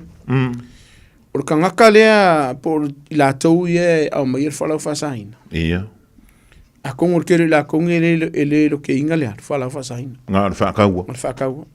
Ia vainga ia e ngosi ku mai le au ngosi. Ia. Ia se yo o le fatau. O le telo i la tau ni. O ka ngaka poko ale ka ke e tele no tala no i la tau ni te me lo ka. Ah. Ia. Ke no fia ka ka overfanga va e mo. Awa i ele taimi. E fai si ova i o le whaanga. Ia. Ma kwa i lele leanga whaia. Whai e loa isi winga lele me sori ngā tū lafono. Ia. Va ve maua i noa. Ar ka ngā kafu i lele le kambia ngā nga osi a le whaanga. Ia. Peara e fai si umi. Ai maua. Ai manatua. E maua lor kua kasi. Mau koe maisi. O le vaenga e whaftai. Pe fika whan maa fwoi isi. Samo mara whawhonga whape fwoi lau talenga whongmua. Milionga. Ia. Wha se fulu kolu. Fia soifua ua lamatia. To o fia i la tau ua maki kivai i ringei fas fumartolu. Mari. E loa i le ke le o le se le ni e mau o le pisini sire nei. A o le tele fo i o le soifua mau malamatia ai. Ona le olo ni o lo fatawina. Ma we pena va pe atile le potol tangata. E le ha fai na ilon soifua ma lo ina fo ile. Ya o songa pong. E kaum ka ko li ko konfikinga li ngai lo le. Na lo le tawole o le me fa ka mo. Bawaran me ki piki e so mu talo ni sila opa. Ia. Kamangai mama kingo ide do ke me fa pe fa fila ti so via por le fio fa mu talo. Ma lo le se fu mon ia ma fa fu me tato por kalami. Si fo se mo fa fu ngana tu. Ia. Ele ma fai. Ele fia miliona o kupengi. Ona fa sauina o e malo ainga. Mua ele la matia o lo saunga le mu. Mari. Pe au o ingo o nga fa le tonu o le fala au le nei. Wa over ai ya la to wa afia. Mai le mole fo le lamo le mole o la to fofonga. Ia. Se yo or ko nga ka fo le tu lo le ngana la fanga ina ko ya amuk. Wa le moile au le moile po. Kano fa. Wa esele ngana wa makanga fa nga ina. Wa sui fo linga. Ia. Wa sui vo winga. O afia ngana i fa sui fo malolo ina. Ao lo na tele lau whaonga i whalau whasaina. Ona e whailo nisio soli ngātu la whaono pito isili o nongonga. Mai lava i nisio soli ngātu la whaono mātanga e whiona e whaatino ina i nisio tamaita i me whanau. Te i o ai no i de vaenga o mau i soifo nisio o nolea. O ngol whalau whasainga le ua whaina i oe. A kaku i kilo la e lisi pito vo i lele ia i la tau i ona whala au ni leke whakawinga. Ia. Ona e sola leo oe. Aia whainga i lor saunga le muolo ainga. Mali. Wa aolang o mai ka mai e bakulu lako kupi.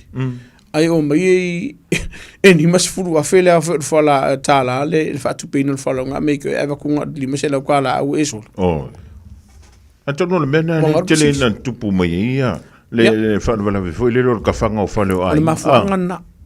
Mafuanga na. Manatua. O ila e leo kilo mamao ile atunu. Ia. Ile a afianga ya afia. Mana tua o le si lea vaenga ka avale, o fale, o loa taunga tai te tonu o ainga. Mau o whala o whasainga. Mari. Ai o ina iai se wha mauninga. I taimi o se wha inga mtanga luenga le leo ma mau o iai se wha mauninga o loa nei sa iai se kei minga alu e se kupe whala aungi e whata wina i matatongi nai. Ko so loa nan mga ngā luenga. O longa winga koe ana o aka e ku iau. Ngā ungi mawhauwhaunga mangi memories o loko koe. A o ka ngaka i rei whenga luenga. I rei whenga luenga. A o ka avale le whio ai ma whale ngofo e mga mga kia. I le mwhenga e whenga i kia uonga i kia fōringa ka avale whikusu ma le a whetala. A ngai ki o le tato pin fiti tu load whafunga le tunu. Mari. Pele vo se pengi fiki ai e te leo whainga luenga. I le mwhenga e kana ngoa mai a me lua o whale whakau. Ia. A ngai kasila ngā luenga. A o le ngā luenga fu lele under the table per to te le pe ki le whainga luenga fu. Ia. E leo te pō malai, o iei nisi o li i matamitai o mtanga lue ngā leo. Vasana kia kunga ia. Ia. Leo isi te maitai leo o lokaina, mawhasalaina, malokaina, e le whamsinonga. Sa leo. Aisia, liki umai ei whamkalanga. Aisia, waifula whamkalanga stua fineria. Ia. O le maanga ngai awa. O me ianga vai o ka avale o pasika alanga o tanga. Kwa ngalo ar kau ko ngaren kau ko. Marko nginga i runga puro. O kupe o ngalana o ye inisi o usopo o alofe o le tunu. Ia. Koso fale, koso ka avale. Tano fai.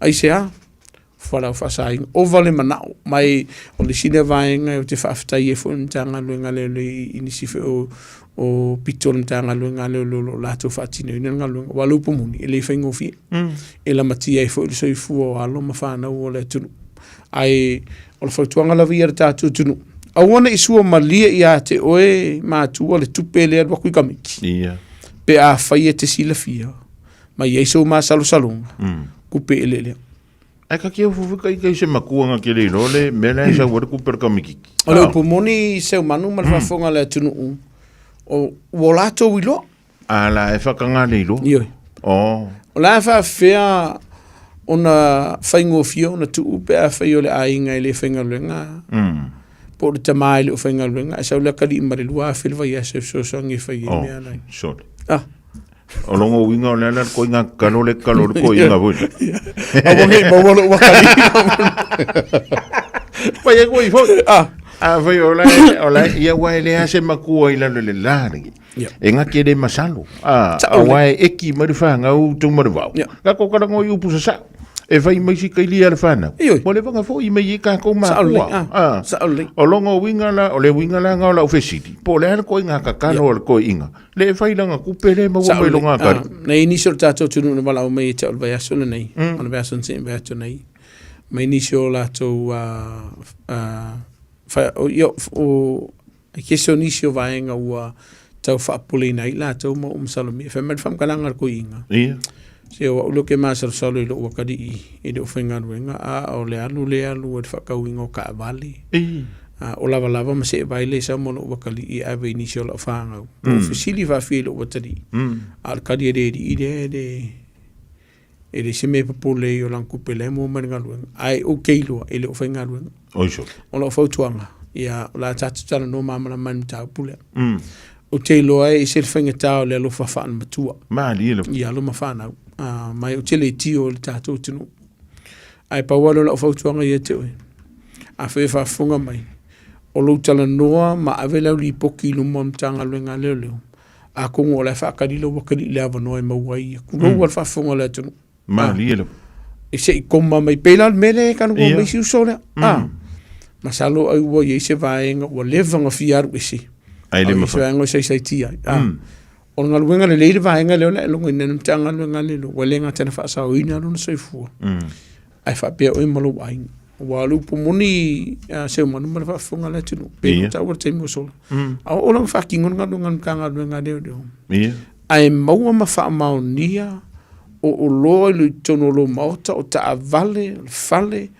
o ye se vaenga o tupe ia ele le na fa nga ina ona abele no to sanga mtanga luenga le lo fam sinunga ave se umma koso mai oi sole ma o lo tupu ia okay lo fo o le ako kupu fo ai se a ono lo to tele tato to no mua o fa taringa tu li vaenga o tu la fon lua wa fa ia mal fa de ke fo le o sku mari se le o la fo to nga fa mon mole e tato tino a fa ke si la fi o kupu se me va pia te mine wa tau na e whesinga luenga fsuswani na luenga lo whai le ngata mo oe malo ainga a o nisi o lo ainga o lo a fia il vaenga rea ma lo fa so ha tu murva o ani mta puna o tu tanga luenga yo a fini vaenga te tele tu le mail dava yo so o maldi vai mana tu ola il fetena inga tu no ma a pe na tau te mo solo nisi o vesinga fo o le sile vaenga lo whainga luenga mtanga luenga leo o no lo tele tato sorti te o lo fatino ina te mine ya tunu unei i ma tu la vere ne tunu kanga lo solo ke mar fide le la o si vanga lo pisem tanga lo ngale lo tele le fala fasaina tele la au malosi manga kua E o whaatasi a vaenga nei. Mari. Wala o whasaina, la o malosi, matupi. E se la, e whaila si pisi anam tanga luenga leo i nivei taimi. Te leo se whainga anam tanga luenga leo lo whatino ina. Mai o le vaenga le e tate tilo e whamu ka wawa i malwhanono. O na peo le to telo i la to lo afi o tangata Pasifika mamao lo afi te minne. Yo e le ngata fulale na te le tatu ta valinga oi. Te le tatu tangata fu i e ngo Karipifali. Ia wa faisi fa tupu la ia le vaenga na te minne. O le fautuanga lava ia la tunu. Faia ke si la fia o la e malanga mamau pe tu te ofu te whainga aduenga le sisi le fale loka uma le fale loka uma wha malama mwhai tutoa wa ai vaenga o mai te tauna wha atino ina ia pui pui ai la tau markare pe inga o lo fale vai o le sira o te tilo i te ilo tato a inga o wasa mato feo ina vai asa fo ile le whainisi o mato ngā luenga i a inga o le mea ngoa le te ilo a inga le wha adi ali markako ki vike le fo ile le ai le kosori ia wha malama se o manu mar fa fonga la kungu e pe ia o le monga lur fa le monga e kankanga file mama pe ia la amol pusa fa i vo le pa nga mo TV e kamanga o ia ai o ko maunga le pole nga ho i ka ngari tumu o mo kwa o vale poi fo i down me lo ia o sol mele i pe ia la pongi sa fa fo pa nga o i ka kare o na o nga ka ko ka ngol va nga le o tama ai ngol yengi ao inga o le taimi fu le makua i le ai a se kupe whaakau ai se mea ai whaakau ai i ar whalau whasaina mo le pole ai o i lau te o lo whai aso ni ngā tūla whanu nei vai la o loa tātou ai ngā whamunu muti vai se ie kawa se kosori e whamalam au ke mika whaari ati au wai ke sau leske ngā kūranga o TV o les TV o le si vaenga o tātou ta vale pe paka lo sa i tonu o lo lau po lo mota i o tātou whanua loka pea maki ala mo tātou ta vale o le si le vaenga o te whautua ina o tātou tunu pe se mea no ai le atunu ur vaenga whau le nga leo o kuar whaloloa o la kavala e ka mo i kongu i whakau mai sau koe kūranga pa o kako ka pare rai ku la fautuanga nga o singa mi nguke a pele atoa e whai e lau ngai o inga leo ka loka whale o tatu tāwale e aru whai lau whakau ai te le lewa no e whasau ina i vaenga o sea ko ingi ka wale fu ye loka kai kasi i whai koko o le ke leo ka malele e kasi ane me o mi anu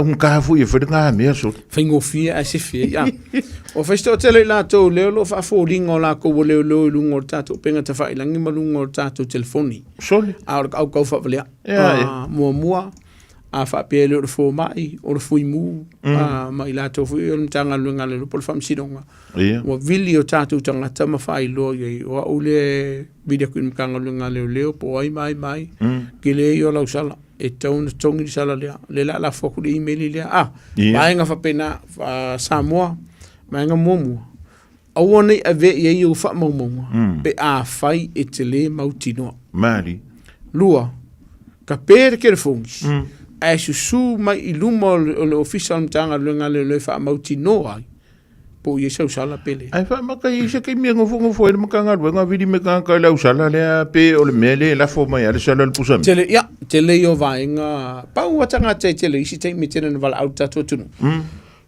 tanga to fa msinonga an tanga lunga la vai leo mana tua Samoa e le ko ngiang sala i lumo official tanga lunga leo ia wa o ko e lunga le lo wili ko me ko ngiang isi vai o lona winga e mauti noa e le mawhainga vile kun tanga lunga leo e mawhainga vile ksele lo ia te oi e winga inisio mata upu o masalo mi ai oi ai fie lo tanga lunga leo ia vaenga ai le mawhai ona vili aku e fa makala aku vaenga le malwa ku mal fam kalang o la ngumela la credit card e le mfai o te fa manu ru tu la tu o le sile vaenga vili mai la tu no e ia mata upu e mana o te tilo e lungo le sistema tanga lunga leo ai le mfai no faia ai sia ona e fai ko fiki for ka ko ori me yo ngo se man lo umana se fu male tus e se manu le e ta wala lo fio mai polo su mai du martata officer ma wala le so ke mi ka ke fa sanga i fa mauti noa o oilia ona ma faide ona o tilo i le system al mtanga luenga leo. Ia. Mai lo ai. Po fe o ila mta upule na mtanga luenga leo. Lo no winga. E fa pe na fo I le nga yo inge tauna fe tatu tunu. Awa e te ave awa te ava tu o fa mau maunga. Awa ke ku ualo I ngoa manisi vai ngai so sesi lava. Pe a failea e te lo mauti no. O le si vai nga kaka ngoa masani ai. E si refiere e fesa o lo tes me o malo lo to ses fa mon. Ka fa sen menga. Ja. Oise. A fai ke si la fia sa fai sa o loto a vidi mai si lo e malo. Mo mua e ko kong yaku le lima fetala po lima sta fuka a mai la malo e sfun midionga. Sure. Ka fa sele vai. E se vanga ko nga loto ko mo ku ko. Ai a fai nga fai sa o loto. E vala merka ko e malo a kere isiaki a sori. Ia. Ki o fo ka fa ba den men. O lo na winga e te tau le tatu tunu mo mua fa so ta intanga nga le lua ka per ke fu. Ma fai e fam kalanga o le la widi intanga nga o le va ve nga pe ke fu ngi vai nga. O le si vai nga fa mon le tatu tunu. O le si le kau fa se sele I se mon. Ia. Ki o fo. Ia. E fai mau ki ngoa. E vidi mai diskanga kai masangi diskanga kam kau fa valem fa se se ia. Ia. Lo fa tuanga a fai o manga o se se ai kala fu kupe ia ki oi. Fa se no mandi nga ki voi dedi. Kusila lu. Se pe fai mai au ko so nga ku ia o diskin. Tu sila lo mali nga fa mau tino le. Ala nga ele fa ka 5 por be ngari tu mu. Tu pu fa fia. Ai le me makaukia. O tino ma. O le me nga. O le me nga le ko. Kingo ma ango e ova kasi le loku. Ai a or ke mi ave le kupe e peia nga ko misa. Ke eu ki me risipo mo fa risipo kur bangol farsa. O le me la le nga. Ke le me ave le kupe ai ka la fu le ko ngia mai. Ai a lulo a makan kukurafi. Fa mai. O I lo va nga. O le makua lo ko le nga ia kia. Pa, mo lo ko le nga ke lo ai kala so. O le venga mari ele venga ko kusa e se oi. Ai ko ia lo kukurafi. Ai ko ku ai mai.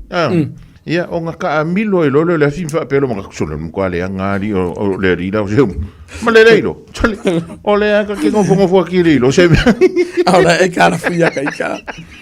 O le si vai nga wa te min o te fa manu lui la tunu. Man tu fo e tato por kala mele sa faisa.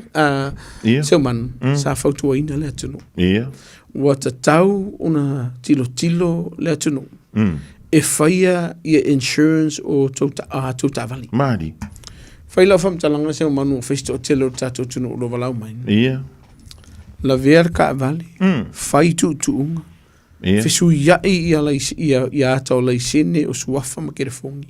Mali lie pati umol a fai elisi ka avale elisi. Ia. Fiu e kuri o sola. Ia. Hau le whainga taha vaenga ni. Mana tua. O vaenga ia. E pa ua na I le vaenga o tu la fono fo le kau le sifu. Tu la fono lau tele fo ia. E le o se soli tu la fono. Fa fale puipuina. Por ko inga vaenga le criminal. Lua vaenga sesi. Afa a pe o le insure lo sa. Nisi me ke pole. Mari. Mari. Nisi me ke pole. Al insurance fo le tala no ai. Le ta ua tatou o le full cover. Pa wale o la u so sani il tatou tunu. Fai lau insure a fai o le full cover. O le aluing o le fam talanga o le full cover. A la ver ka vale skanga kai ke oi. E cover oi vaenga o manai loa. A la ver lau ka vale listangata. E cover lau insure pe a fai lesi insure tangatala. A le third party insurance fo le ka ue a la ver ia oi les ka vale. E te tongi lau insure ka vale la. Ai fafa ia oi lau lava ka vale ke aro ie kongi. A fa a pe la le vola ver la ka vale o le third party li tu mo va le ko kongi. A le la o kiengi ba I le vale. Ia e famile ka la kampangi ka vale le nga fa ka wer ka vale. Po le insure fo le third party. Fo le e right off the cover. Ora la mela. Fam singo ngar kadinga ka ko. Sure. Man tualanga third party insurance ale to telen fa nga. le to tele Ia. O le sile vaenga wa no na yeni so la tunu no vala mai o vila ko le family insure o le third party insurance linga cover linga fai Ia. e tu tongi ele ta vale le stanga talena la vea I kanga kale Eva fela pe la ka vale le kai nga umar ko o le winga la le fa matalanga se fe ya le mau ngasu le ye fai lo fu cover Ia wa ole mea tata no ai fo le kalango mama fa ke ingor ka vale le ka ulenga fa ka wai le ngai lunga fa malama le famille se furu wafi ia ole kung ka ikar se furu wafi o le la was furu ngo ko kikia uma ko lua fa ela ve no marka ia fa me lo marka la insure right off ia ai alu so esa ka ia o le vanga la le te foto ni la tunu wa ka lunga se idiselo o le afunga citizen advice bureau e a mai ele so animo e te fina winai mankua o lo i ele vanga le tono fa msinonga o le civil court foilia e ma fainga e vele tribunal mo le small claims ar te le o le fa ka milongo ngai mea ele ngantaile da o le la e mo ka vale a ka mikira o foi fa o le si vaenga pito si lintau mo si de fiela tunu fa manulu atu a fai la velo sa o le sa insure pene ta ua se fulu a fe me ke kongia a le insure ta vale nga ka insure se fulu a fe ai la ver ka vale ko se fulu a fe me la kongi o kuper nga mai la insure ele o mai lo a ave kongi lo ka vale ona o le sile vanga fa afta initial tamari o la tunu sa ma tu tal tanno o lo fai nga lo insurance la tu fa mama mai vai ngai ele ai la singa luanga mtanga luanga le mfe no fai ai o le foto ngale avele tunu fa lo fu kaba vai ele citizen vai spiro la tu nei mo maselo mfe no so sani lamta ia tata no o le sivanga ki kiro version nei tata tara no version te version nei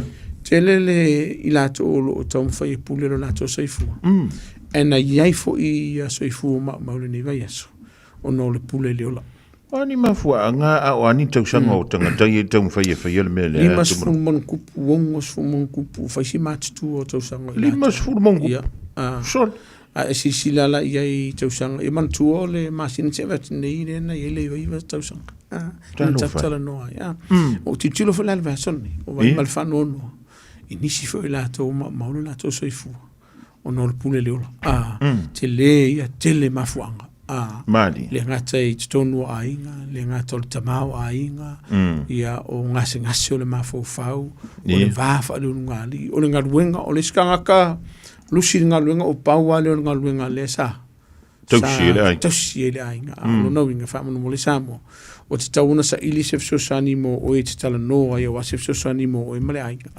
o na feisio nga vainga ia o le si vainga ia o le vasona tato Pacifica Festival ia o te fautua ina le atunu fa mo mole o le tato festival le e sale ava malus sal fa la fa sain a ko kiri o la o nga o ko yo e la ko fa eva o la o nga io la fenga lunga lo fa le ka ka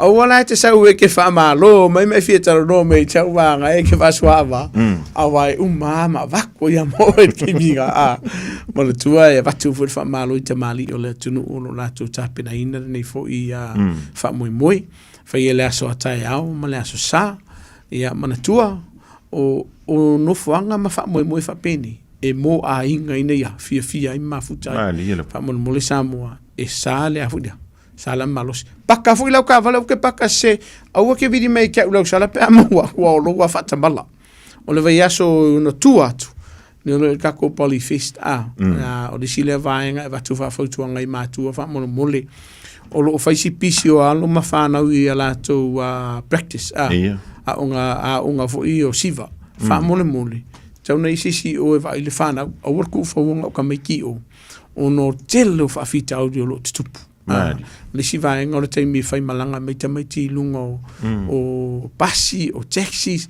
whamone mole a maua se avano mātua whamone mole pikir whanau a le lava kuma mau fo le tātua whautuanga o le polyfest lava ia e mo a inga fo mo whanau a maise lava o ila festo o tele o alo mo whanau la itim whanau wa onga sa le pia sale ava malosi sale fusu o ia tātou wā o ngā le ua whaasama ua le talia, leo lo whaasalaina le tausanga nei ua le o le tātou a Polyfest.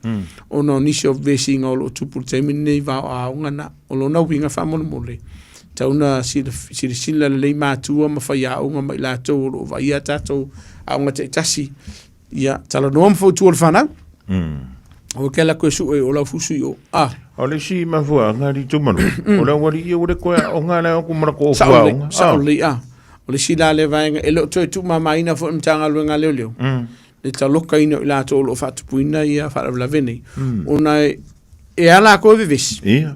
Ai te lele avano no tapuni ina i wha moe moe wha peo lo whatino ina. Mōru tātou tunu.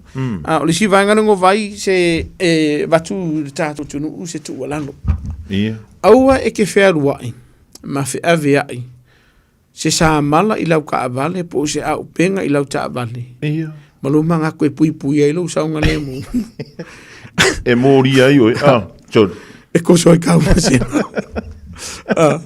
Ia. E le ma whainga e whaimai a kia o le kia alui marasa pelu e whaisaunga luenga i Kongo Shopping Centre o Tara. Ia. Ane ka kia e lalo ngofo. Ai le se maumanga whaingi sinagi. E le mwhena whatino ina vaenga ia o lo vai e pe malwhano nor te lo tātou tāwale tāwhine ntanga luenga leo leo e me se fwoi le tunu o lo wheo ai. A lo wheo e mwhea vea ia o penga whamana mo le le te tau na whaia le tūlanga. E le ngata mo lo saunga le mu. A lo saunga le mu o le lauteli. Mantua o le sile vaenga e ono a fia ai e nisi o i lātou whea i kaulonga whakau. Ke ia wapala ai e leis. E le te tau na whamata uina whapea i e la tunu. Ono winga whapea. O la vai e lātou fo i le leu whai whatalonga le whea i mawhanga fo i e mea ka alu. E whafōlinga o whanga mo. E te le awanoa i lalo le tūlāwhonu. E ono mau e lo so i fua pe la matia e lo saunga le mo. Pe ātou whaasanga i manutanga luenga leo leo. Ia. E whafōlinga ma i whiaka ma mawhafo i le whapea o le whanga mo i merea. Awa iai lo le vaenga i loa i namtanga luenga leo leo. O iei langona ula matia e lo lato saunga le mo. Mara saunga le mo le lautele. Ai whaku i ke oe kula lo le whanga ai whiaka alo e peke reang. O le iei lo le vaenga i mwhena whana ina i o namtanga luenga leo leo. O le puipuinga leo saunga le mo le lautele. Ia namtanga luenga leo leo. Ja, maar le antulanga ngau tai en tu mo vau ia i le fa pulai na tili o le tele o tātou mata upu foi lele ia o le fu tātou i le fai ngol ve so le ko a maka ka longa ia o le a matali o ta longa i foi ma poto potonga ia o le fa pe foi lele ona iu ka kuwa o mo ve so ma fanga luenga fa ia ska ko ka i kas ka ilua a ka o ka ko ka si longa o ingo furkas a ka o ka ilua longa o e pe fa pena maka o koi ia e umangi foi se wai se le me wo o la le silsila mtangal vaenga mua ku ka me ke fai kalunga o fusu ka me ki kongol malai ku ka me ke fai le vesi pawala ngaluenga tatou o le vao ka me ki mai fai o vaenga ia mari o wone i malosi a ka kongel au makamaka le whaatupuino le vesi wa manatua o iei fo tūla fono a yungi da kapi New Zealand e mawhai o ngā whaasa i ngā elo langa ako ngā kēru koe makamaka lua e mawhai o no mo li ai a wad wha e vai walau o ngā i paka ka alo o paka ka alo umalo i tutonu au kilangi e whaasa i nai le ava malosi o lo na winga o le keimi ai loa i la tau nei o lo vaia i kalapu ngei i a po mtanga luenga fo ele leo mua a le sa a i lalo le ava malo silo i aki oe ia o vaku lau sala e luse lau lima sifulu a le ai ia le fisinga o malo longar kako hutau hudere kako se i e muli o lo na winga i le sa tau whaiat vaenga le mo le au tafa fau o le vaenga mua wha mo le muli o tātou te tau mawhainela ava malo si ma tātou whio i ta vale la matia i le soifua mara sango le mua rau tele whapea foi oi o le si vaenga o iai tu la fono a tātou wharkalapu e te tau nau staia mari e le whapea lo e vea kuru wharkalapu i ke ua kaunga e ri whafo o walau o ngā e si whamisa misa e le leile o atu na tāmalu ngā leo mai oi o lo e malosi ngai lo akun ka ngalu ngale e mai lalo ka ko faskip o no le sile vai lo lambati ele sei fu le tunu ingwa o lau ia Mai ngoi e lau. Fe e fua Mai ngoi lau kupe. Ali se kupe ngō for fat. Me ka lesko inga. E mamao i kongur maka o lesi vaenga whai tete. Whaisi tō tele o la tōlo o whaian ngā luenga lea ma le wha le manguia lea o le ave fuala au fu le le o nei tonu o tātou vai tau mawha. A whaia ke si la fia o vai skamai ka ila le ufia siwa ia oi. Kau mawha mumu alau pia. Pe vai si te tali tonu ina. Ma ke vai ale le koua. Ko vai kau mawha. O no le si le vaenga o le si. Ma sani tere tātou vaenga fu le le umanga kakala. Kia i le mongo. O la ula vei fautuanga tawhi pele mongo e mongo mka pungi le ka ko fang. O ye ni siua la matia la soifua. Ma whaata autolia i mo tanga se ngase hu le leo kau whaole o la mai eri. O no fuala au whaasaina leo kau ai e ngisi kong i whamon mole sa mo mata i tuina ma whai wha lelu sa unga le mu. Se fea. Kau mawhalwhati. Sau lor ki ngā lainga por ka mau lainga whaki ke ua kaunga lava ngau malolo la varonga vai rua me kupu whafola ko pa mai orisi lea vai ngau lo tupu te leive singa tono tātou ainga e sir tau wor vaenga e le ma whai fo i seu manu mal whafonga lea tunu o ngā whea luai o e lea fula i senge o le o ngā e anu ka magiki e luna license e aver ka avani. Ma whai rau whamkalanga o le sau le whea via e oro ki o ngā le ai. E mana o mia le tangata o lai maana malama i le o ngā. Ova ma le lua tausanga o iele license fo i le mumuna le full license. E nofoi au tafa o le tangata o lo iele license e mua mua. Mari. Lua. Ke alo la forse fulu. Waka lunga mua ka ko license mua mua le. Po le ala val taimi o le po. Ke alo la forse fulu e le te tau una toi whea e ser tau wal vaenga le o le si vaenga tau wha mon mole a vil tātou wha mon mone tātou alam whana a whai o la ko woko ki ka whau wha mauti no le leo lo isi tamai titi fu le lunga to sumala whātou sanga ina nofo manisi o lau whanau ma se ma vaari sa ngole mo ka miki o no lo va ia pea mar whanau no le te leo mātua o lo whai ala vaenga le a whai no la ue sa ngole mo ka miki whare a e fo i mai lau ka whaonga. Au ke sau e moe ngolo i e alum whanau pepe. Mari. Whio lolo se fua mauna newa i aso whanau moe mo lato mātua, matango mia i fo i lele mātua. Matao mia i sorry. I rau mo lo lato soi fua. A o long sau leo ngā ai moe tu lolo whafonga lea kongo. Ki whiu e koe whangu. Ngāla. A whaila o i e tātou whanau i ti whamonu.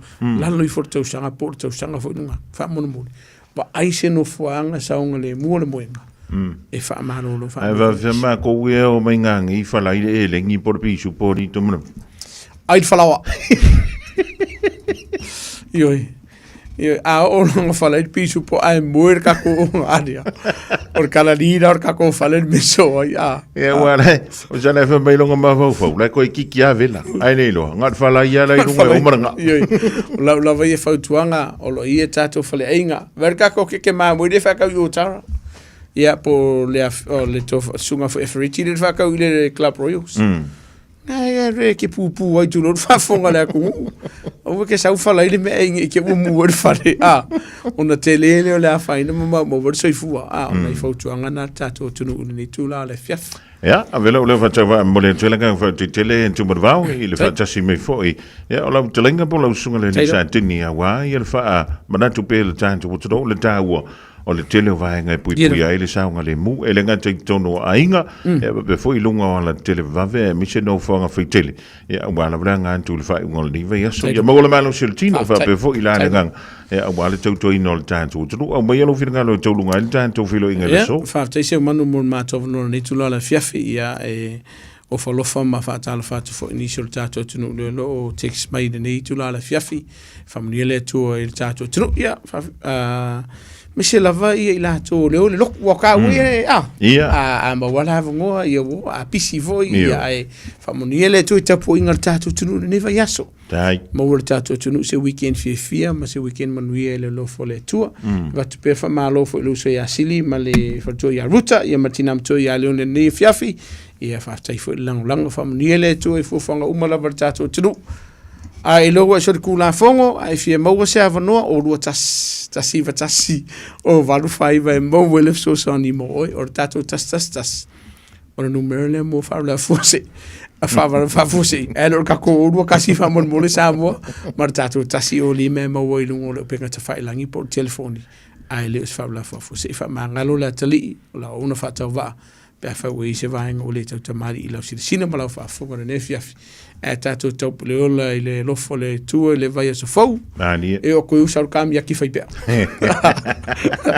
o viene tu venga malo longa se manu la tu fa la inga so fo mi manu Alle dawa mai moa ma fa funga le tantu utru le diva ngole fiafi le tutu ma le unanga le sunga le santini le tofa ya tu marva sikia shugol matanga wengo le leo tolunga tu nan programe oi male tu la fono ontale lima.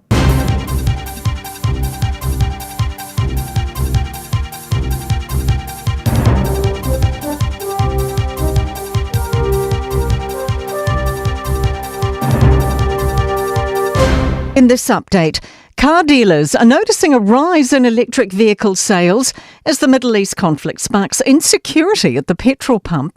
Christchurch's EV City has seen sales increase by 50% this month, while they've gone up 30% at Auckland's ACEV dealership. It comes as the world's oil supply is constrained by Iran's closure of the vital Strait of Hormuz shipping route.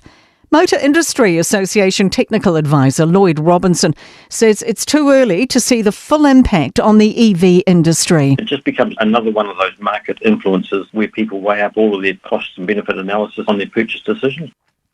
Two Dunedin students have contracted meningococcal disease in the space of a week.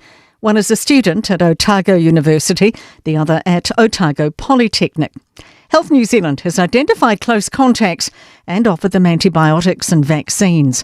It says the risk to the community remains low as the infection is only passed on when people have prolonged contact with an infected person. Meningitis Foundation Chair Gerard Rushton says it's important students avoid sharing drinks and vapes. It's just the way the student community interacts and socialise that probably makes the higher risk. ACT wants compensation for those in the greyhound racing industry as it prepares to shut down by August 1. The government introduced legislation to ban the sport last year, with the Select Committee considering the bill reporting back today. The committee recommended the law be passed, but ACT MP Cameron Luxton says it's too harsh. If you're going to be taking the private property of a lawfully acting industry, basically leaving its assets worthless, you have to have some method to make sure that the loss is being accounted for. That's news. In sport, the Black Caps have lost their batting and bowling coaches for the next two cricket series. Luke Ronchi and Jacob Oram have been granted leave to take up appointments in the Pakistan Super League. Oram and Ronchi will miss the home T20 series against South Africa starting Sunday and the April tour to Bangladesh. Wellington Blaze coach Johnny Bassett Graham and NZ Cricket Network coach Graham Aldridge will come in to assist head coach Rob Walter in the Proteas series. And Canterbury's Brendan Donkers will help out on the Bangladesh tour. Judd Flavel won't be coaching at the New Zealand Breakers for the next Australian Basketball League season. He's taking up a head coaching role overseas but will remain the Tall Blacks coach. That is sport. I'm Raylene Ramsey.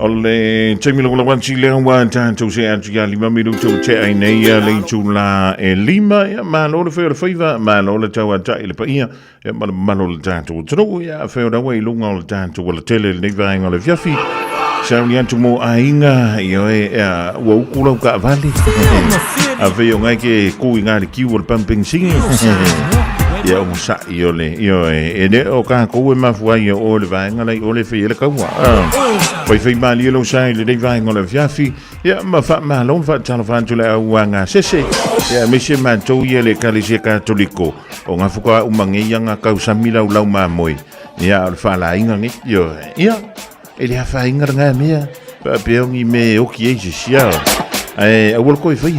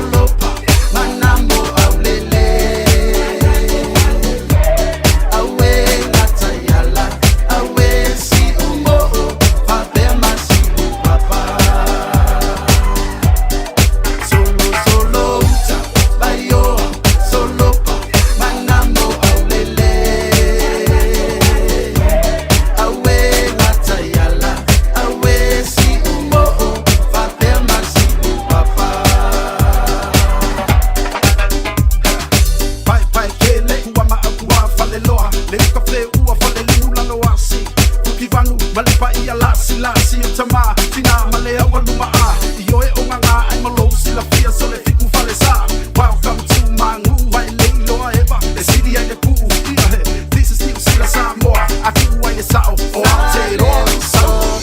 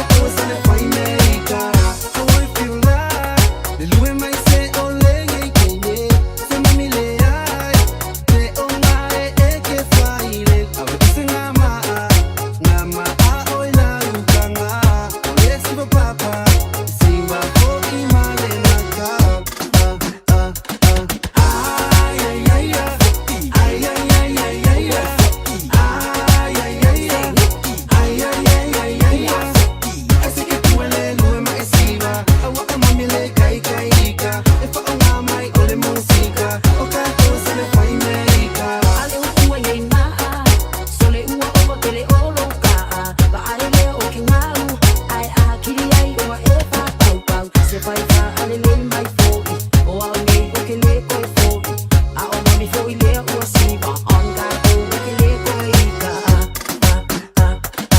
ay ay ay ay ay ay ay ay ay ay ay ay ay ay ese que tu le lo mai si ba a o mami le kai kai ka e fa o mai o le música o canto se le fai America la mani si va mai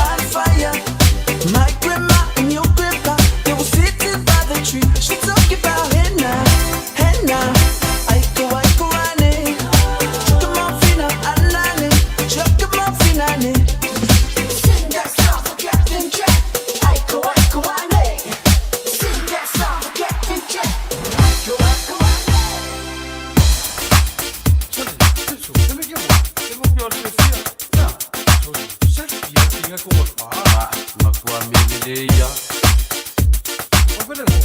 Kofa. Yeah. Oyo sibolo. Boa.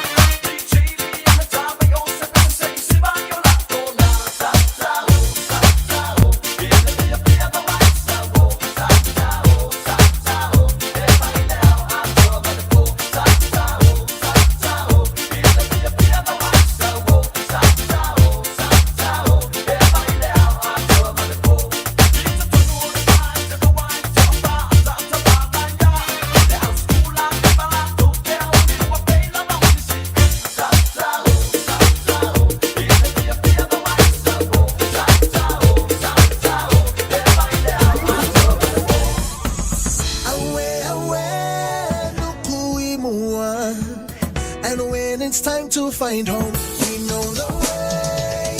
Watch this way, no gonna ride on the wave on a quest to my motherland, motherland. One wish for the venture, oh, did I mention? Now, ladies and gentlemen, who's about that time? Turn this thing on now.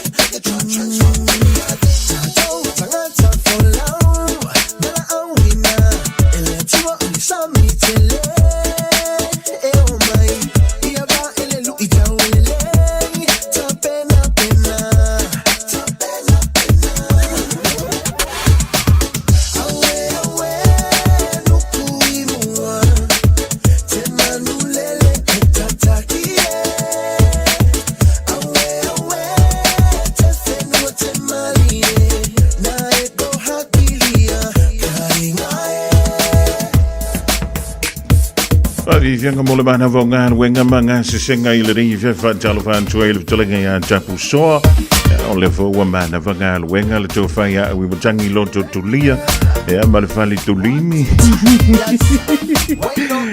le to fa ya vai mal malo yo pule au pepe ya la vo ye ino na fala au mo se tamaya Solomon Alasi tidanya sina leo mo to uma le mafuta mai ya se mai yo se tanga malu le ni ya Kau sami le yo ele nga dairy o ile nga bakery ya ko an wele ko wa inga le fa kan mai ko ko le fiaf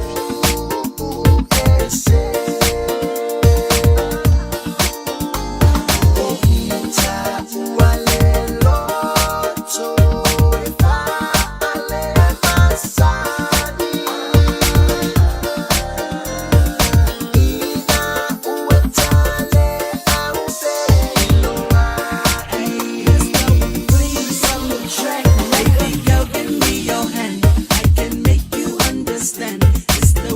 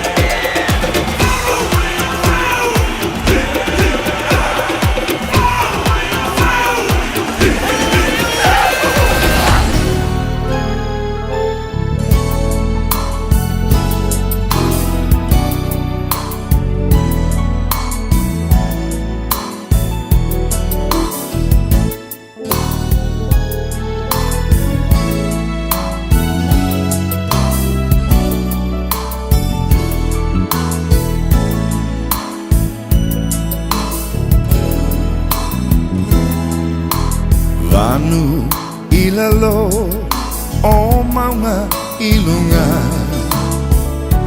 Mungala machi munga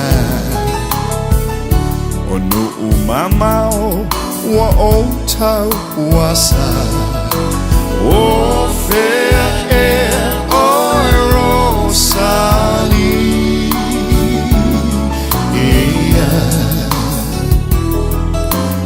Oi, olo ula, lo umasina Tafia luese, malene ongisa Wautangi atu, ile tua letama O fair air, oi rosali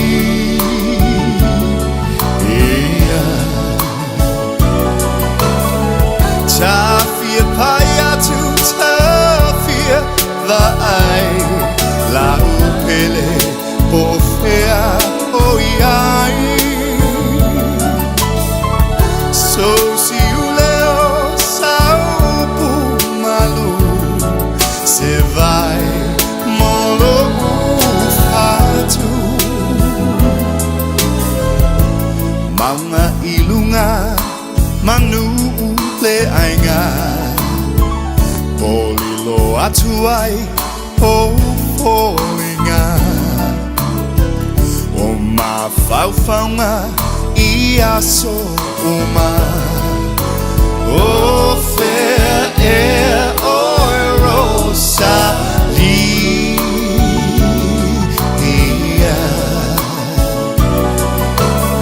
Tafia paya tu tafia La upele o fea o iai So si uleo saupu malu Se vai molo ufatu Vanu ilalo o maunga ilunga Mungala machi munga Onu umamao wa ota wasa O fea ea o Rosali Ea O fea ea o Rosali Ea O fea ea o Rosali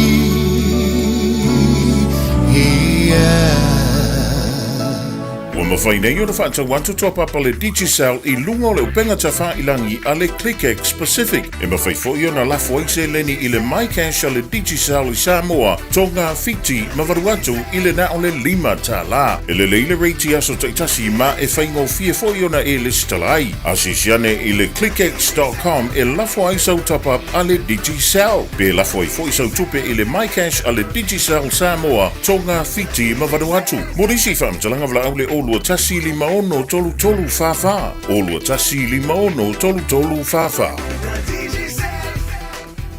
O le porokala me o le ngā ngaifo whaiwa malei a taua savea I lunga o le Radio Samoa. Ua mawhai o na awi nātu ona o le fesosori mai o le Pacific Specialist Healthcare. Ma le tonga fitia o le ngase ngase o le fatu. Ma le ngase ngase o le kanesa I whale ma I lua I Nandi Masuva. I le atunu o fiti. Asia siane I le upenga ta whailangi. Pacific Specialist Healthcare. psh.com.fj. Radio Samoa. Taslima iwatolu amo. Ua mawhai o na awara tula polo kalame le leimo o ia so taitasi o na o le langolango malosi le whale maliu a se halo le atunuu o ese tātupu Funeral Directors I Manukau City. O kalame e le leimo o e tālo whalapa. Tusi alua pe te rolo na mta umomoa na whai upo lua. Ia whaatele ina ia te autou le alofa tūpo. Ma le manuia ona o lo autou I loa le lei o le atua ma Yesu Keriso. O le loa le lei o se tangata. Ona ua umi se mawtanga o I loa le tangata le. Rona wanga lu. Ona ua o ina masu esu e lo loto I le o langa ma le tala anga o se tangata. Fata ta inga o te loa le lei. Lo ta mao tau tai lo longa Yosu. Lesi mai. Mo uroa le lei ave tabani. Ona na oa onga ia o I loa ave tabani. O lo ilo le lei la o lo ta maa. Na whaingo fiei ona oa lofa, ma o whaalo alo, ma o stai I lo ta maa na uola mai ai. Ile nei la lo langa. Lewa mai e le apostolo Petero. Lona I loa le lei o le atu. Wasa ye taimi. Na a fia ai le apostolo le whaaloto le tolua. Ma na yei le masa o salo. Ma le tali tonu wha maoni. I le moni o le tua. A Yesu Keriso. O le watau tino mai I Petero. Le manuia o le iloa, le lei o le atua. O le tātou whaia onga, o iai nei, o le nganga pa ia, e a o awina I tātou. Ia tātou iloa le lei le atua, o le moni. O le tenero, o lo iloa le lei o se tangata. O le whaingo fia fo I lea, o na whai le whiriwhiringa sa o loto. Pe e te alofa wha maoni I le nātangata. Ele ai fo. Na te e atu tangata Utaia. Ia Yesu Keriso a wasa lātou le fia I loa le lei. Lo lātou Mesia na valo ia. O le tātou I loa le lei o le atua. Tātou te fia ai ma le manuia. Ma iai le saolotonga ia tātou. E le toi pū lea le fefe. O tātou loto manga. O le loa le lei, o le tua ma Yesu Keriso, o le tatu saolo tonga le na e whaambau. O le eta lia Yesu, I lau loto I le na yaso, o lou wha o la tanga e wha vau e wha maoni lava. Ma manisua, ele lei mo O le ese tatu pu funeral directors o se fale maliu Samoa o le tali fo ilea o taimi whaingata ona o le malanga al maliu ma le oti. E ma whaifoi ona latu awina atu ma awina mai tino maliu o e pele mai so o se atu nuo lalolangi. Mala auno le ese tatu pu funeral directors i le lua ono lua toru fitu o o. Lua ono lua toru fitu o o. Pea fiu ane ele se fulu ma le balu Norman Spencer Drive in Manuka City.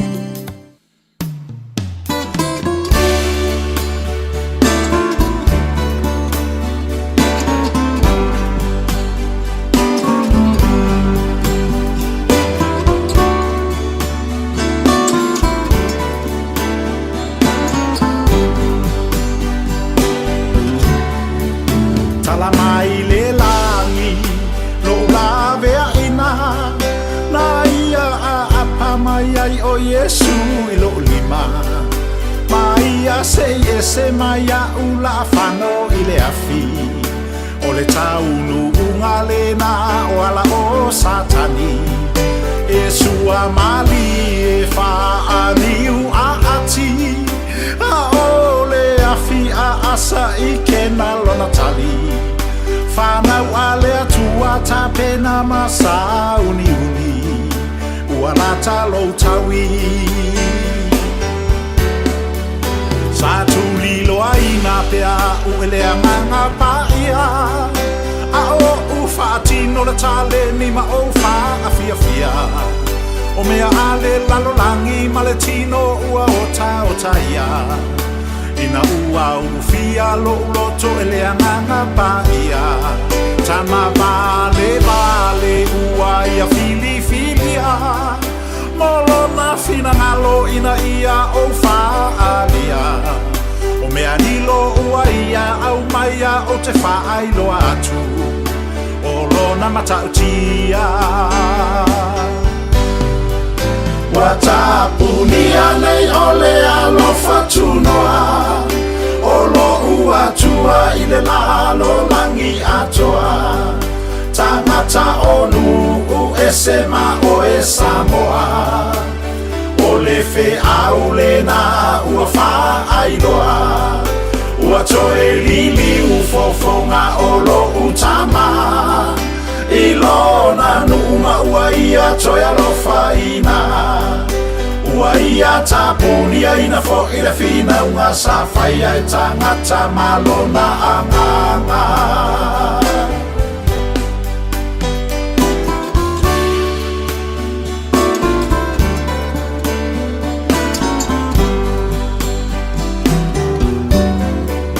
Ile taimi lava lea sa vala awa ile atua I tulu inga ole nei lalolangi atua Tangata o Israelu o I fea mafia Fo I maia I te tonu o tou sa fa atafia Ua toe alofangia ina e lo utama O Israelu o lona nu umalana fea ngainga O Israelu o lona nu umoni lea I lalo nei Malona ainga Ta te e mai nisi I le nei whaalinga Se watutu sa matoma se ilonga o mea eva aya A o fea o lo faa tua I le atua e leva aya E a fio I mea lilo ai le o le faa le tino Faa ia I lunga o lo ulu o lea ua taunu E pule o lea tua I lo uloto e ala mai ai lana upu Ta o fi mauia I lau manu le na sa e tuli Nei e toe tangi tui Watapunia nei ole alofa tunoa O lo ua tua I le lalo langi atoa Tangata onu u esema o e Samoa O le fe aulena ua fa ailoa Ua toe lili u fofonga o lo utama Ilona numa uaia toia lofaina Uaia tapunia ina fo ina fina unga safaya tangata malona anganga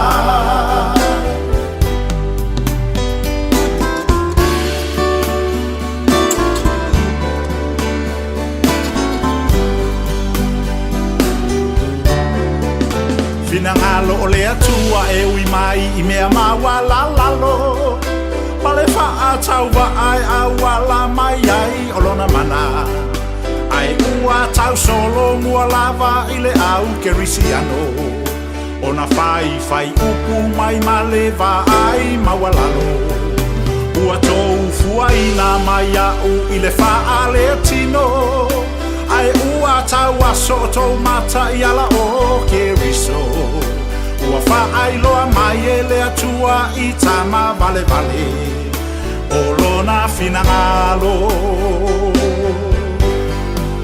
Ua tapunia nei o le alo fatunoa O lo ua tua I le lalo langi atoa Tangata onu u esema o e Samoa O le fe au le na ua whaai loa Ua toe lili u fofonga o lo utama I lona numa ua ia toe alofaina Ua ia tapunia ina fo ina fina unga safaya e tangata malona anganga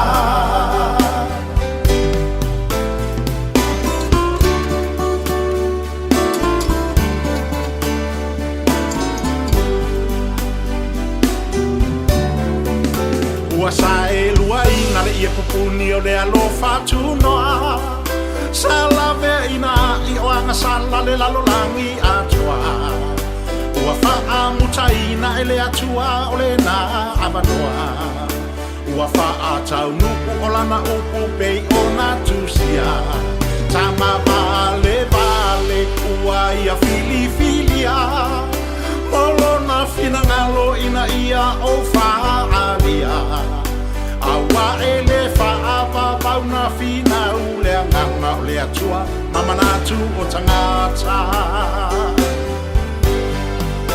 Watapunia nei ole alo fatunoa Olo ua tua ile lalo langi atoa Tangata onu u esema o e Samoa O le fe au le na ua whaai loa Ua toe lili u fofonga o lo utama I lona numa ua ia toe alofaina Ua ia tapunia ina fo ina fina unga safaya e tangata malona anganga Watapunia nei ole alo fatunoa Olo ua tua I le lalo langi atoa Tangata onu u esema o e Samoa O le fe au le na ua whaai loa Ua toe lili u fofonga o lo utama I lona numa ua ia toe alofaina Ua ia tapunia ina fo ina fina unga safaya e tangata malona anganga Ua ia tapunia ina fo ina fina unga safaya e tangata malona anganga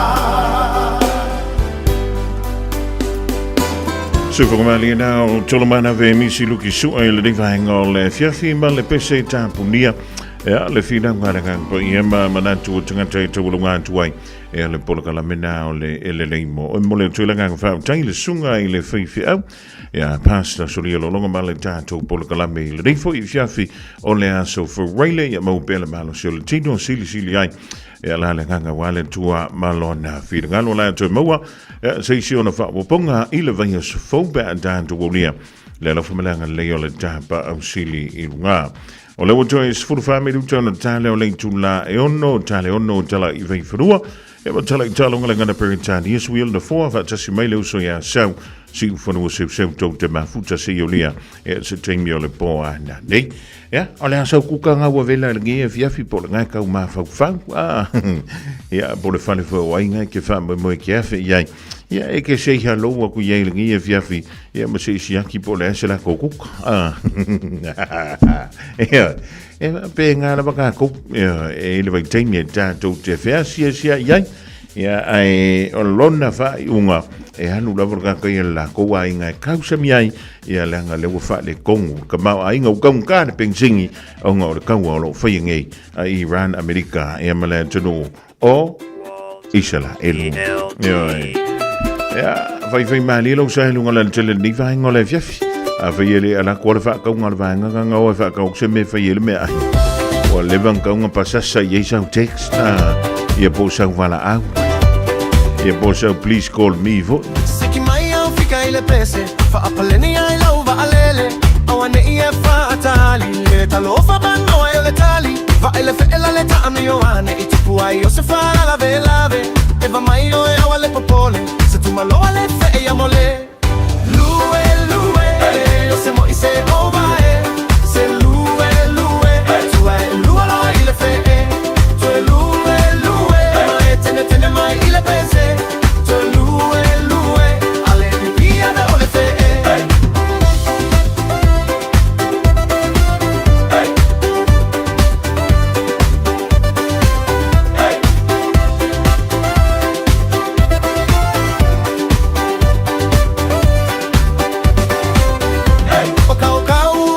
saa ele to fire foi fe sa utala le anga etele imawaina la umai le sa wanga ngai naina ono saila ya lo loto ta eva veva lo ile fale olo mai su e mai yo se tala fae da va sa mai lunga lue le yo se mori se ova se lue tu va lue lo ile fe tu lue ma etene mai ile pese tu lue mete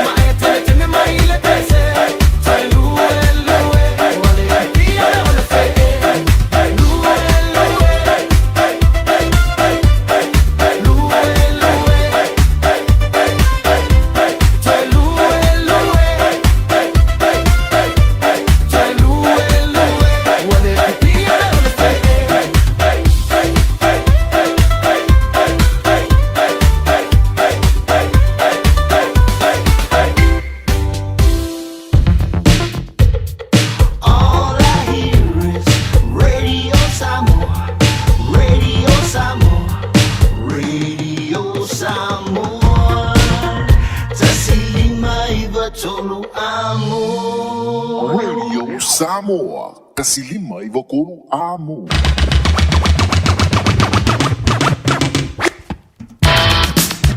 Ole temile wonto se fulu minuto ntale ole July ono fa tele mo le tatu maftanga le dia so for Riley ma le ding fo i so Sambo afi we singa no le tamani ile tatu maftanga e boto ale tutai ele temi sa sila va ai ole wa sa ba ile sa ole so ya sa si fo no se tota mafuta si ile se temi ole po ana nei minuto le ina langa tu ile fa unga ole nei fo i so tatu filo yai ile da fo i so fo ile lo fa langa le ole tampa ausili lunga. Ja, maar we lang aan toe de vijf alreeds weer ja zo waar hele van de wittype aan hele Pacific Festival. Ja, maar vaak aan kanga leila wa kanga kope. Abe kom ik je vaak afval ik kayo. Awarenga aloa ufuala, alua maave ai e sau askurimi me lengi kai o. Tolo tolo ima tautu, male penisula mai molino. Le tai tu pito ia pia, si o utaulanga manaya. E fe pula fi mai ile sau, o ata uma o fetu o le lani. E sulungi ia umasia uhani, a o masa vali vali. Le pasina se i esu solo, ia samo alo uatulu. Se i fai mafia fianga, ie mama atene matama. Olo si vai ma pepese, matata lato tunele. A omae mane ilano ole niu, na o umasi a ukele.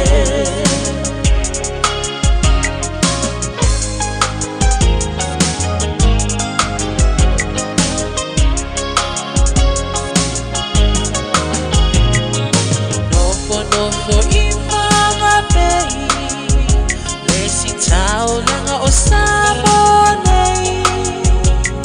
Ai mana tua pea o upolu, ole ingole o su o motu. Ele mawhai nanga o nangalo, le tape tape mali o mai singano. Nofo ai tine matama yung alona awala lau papa. Le pasina se i esu solo, ia samo alo uatulu. Se i fai mafia fianga, ie mama atene matama. Olo si vai ma pepese, matata lato tunele. A omae mane ilano ole niu, na o umasi a ukele.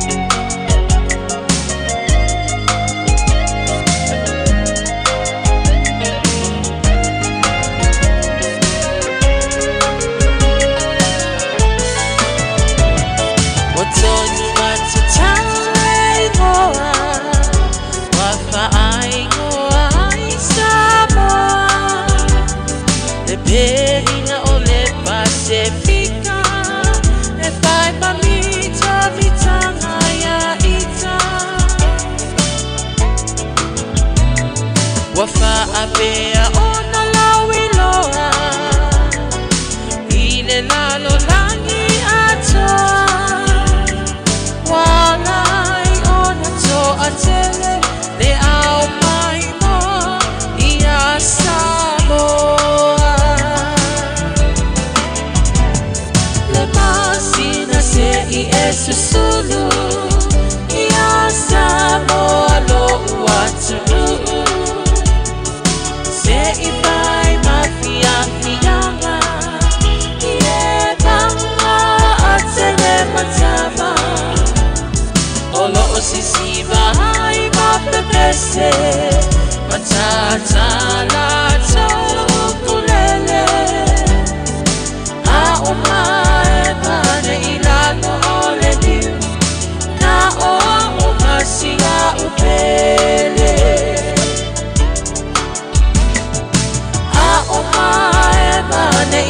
no ole liu na o umasia ukele.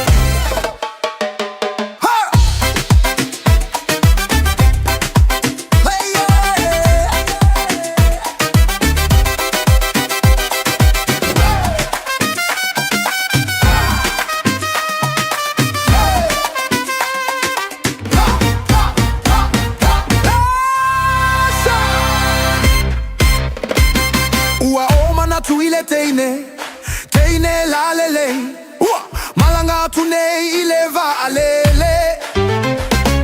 Taimi umalava utemiti, iawela upele sili. Aole nei wale ayo se isi.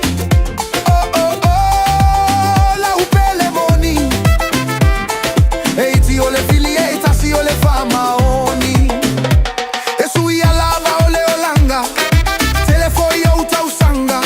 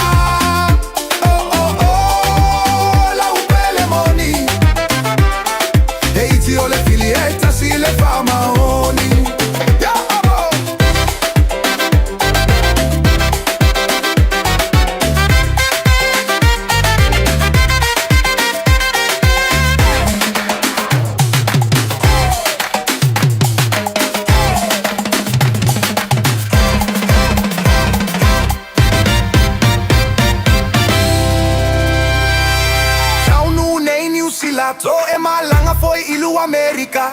Ele ngata ile sui leva ai sui fo i folinga.